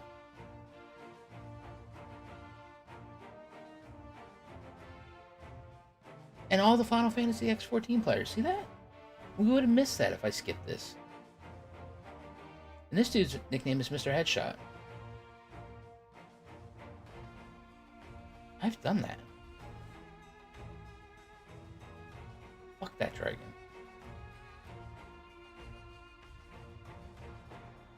And then our dear friend and colleague, Michael Sherlock.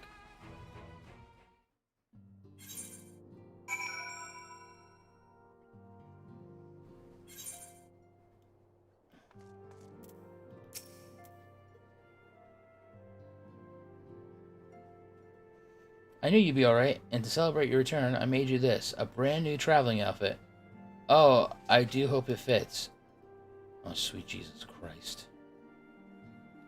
But now, it's not the time to fuss over your measurements. I must go and speak with the researchers. A safe coin is fine. You go and rest while we track down that beacon.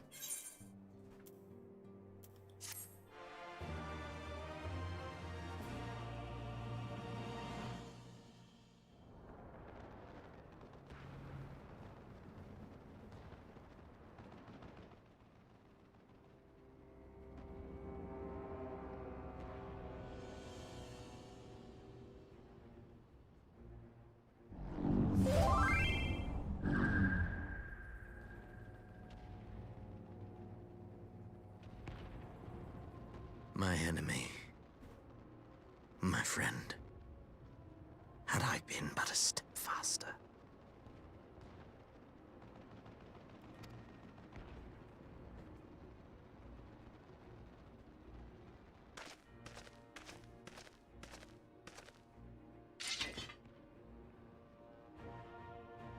Bloody savages!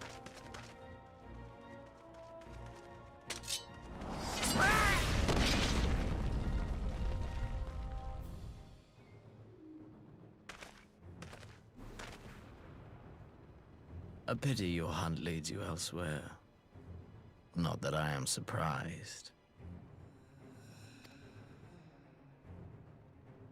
May you find joy in it.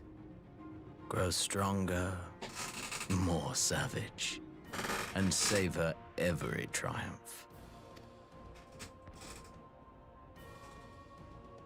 In the meantime, I will reclaim that which is rightfully mine.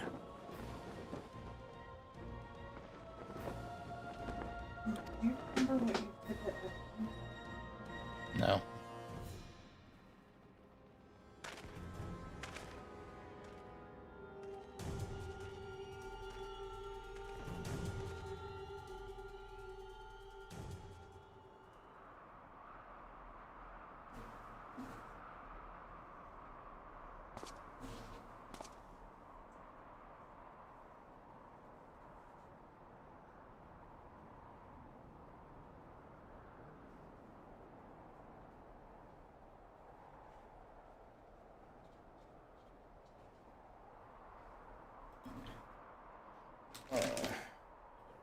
Nighttime pills.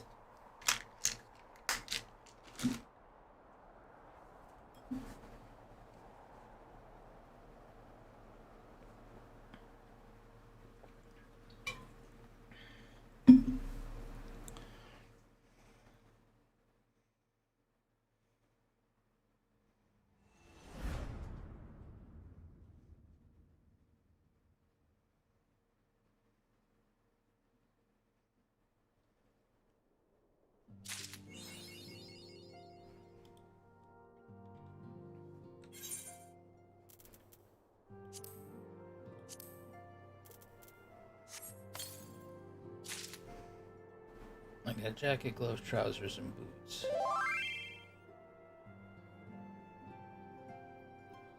Oh, and I got a mask. Alright, so let's check these out. Helm.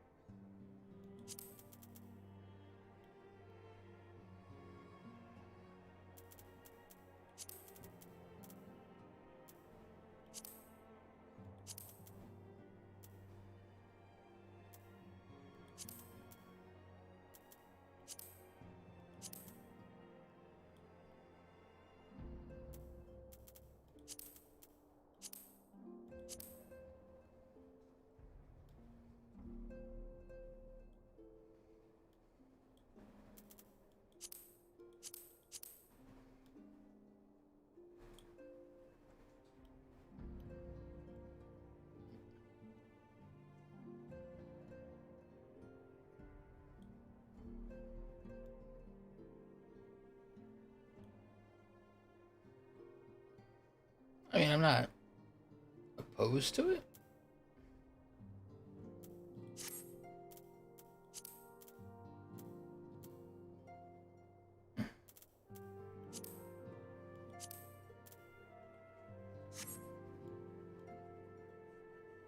Okay.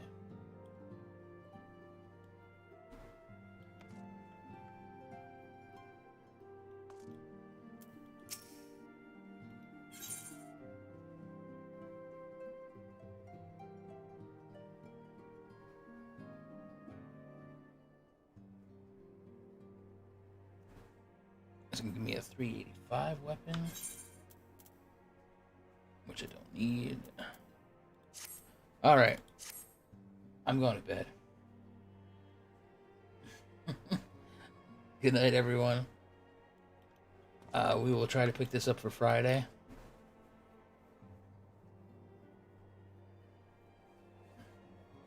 I figured as much, so I will hold off. Oh, yeah, first. Oh, I'm not going to the solar. Let's see.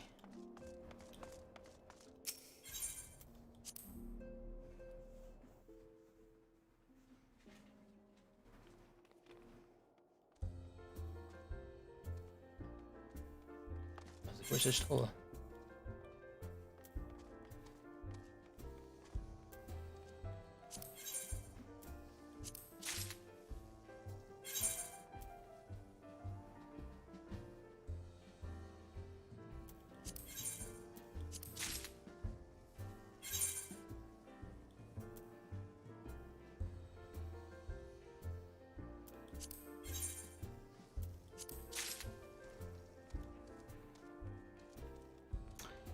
thank you.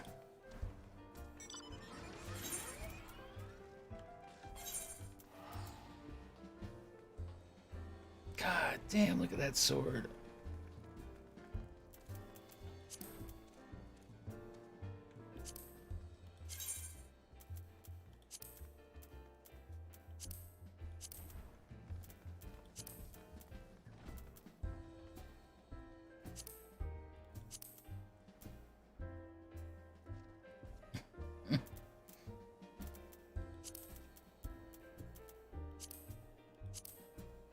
Oh.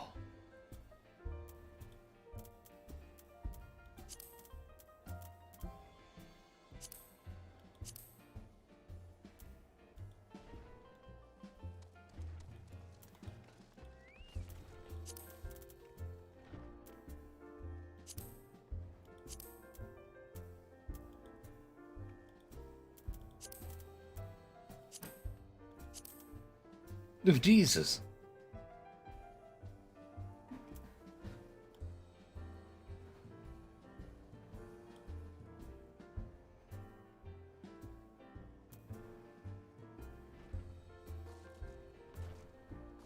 Oh, those aren't the right pants.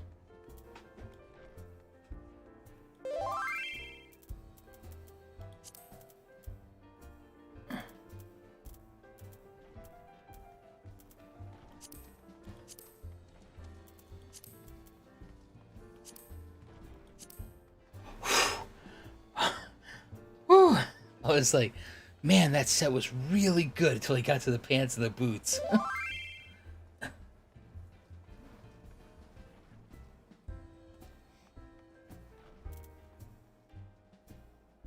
Oh, and it's dyeable? Let me try.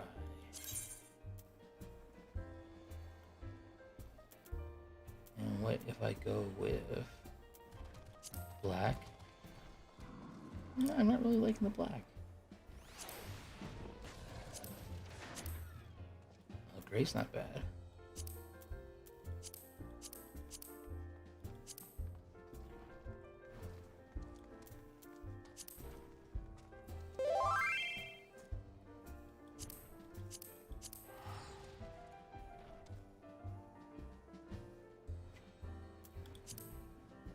Metallic's where I want to go.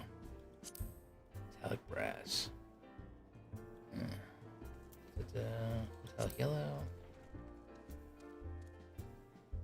Looks kind of goldish. Orange. Ew. How does metallic red look purple? Oh god, no. Pearl white. Well, that's not bad. Pearl white's cool. Gunmetal.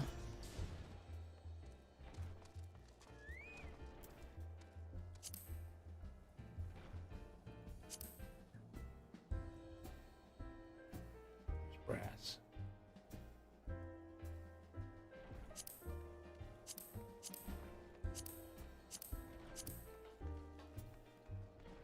Oh, is that so? Yep, look at that. I'm no longer a sprout.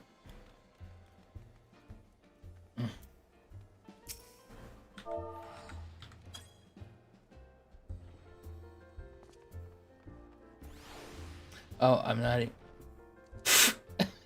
didn't bow to the right person. Just saw a cat girl. Oh well. Alright, I'm going to bed. Good night all. I will see you later today. Good night. Yes, I noticed that. Wrong cat girl.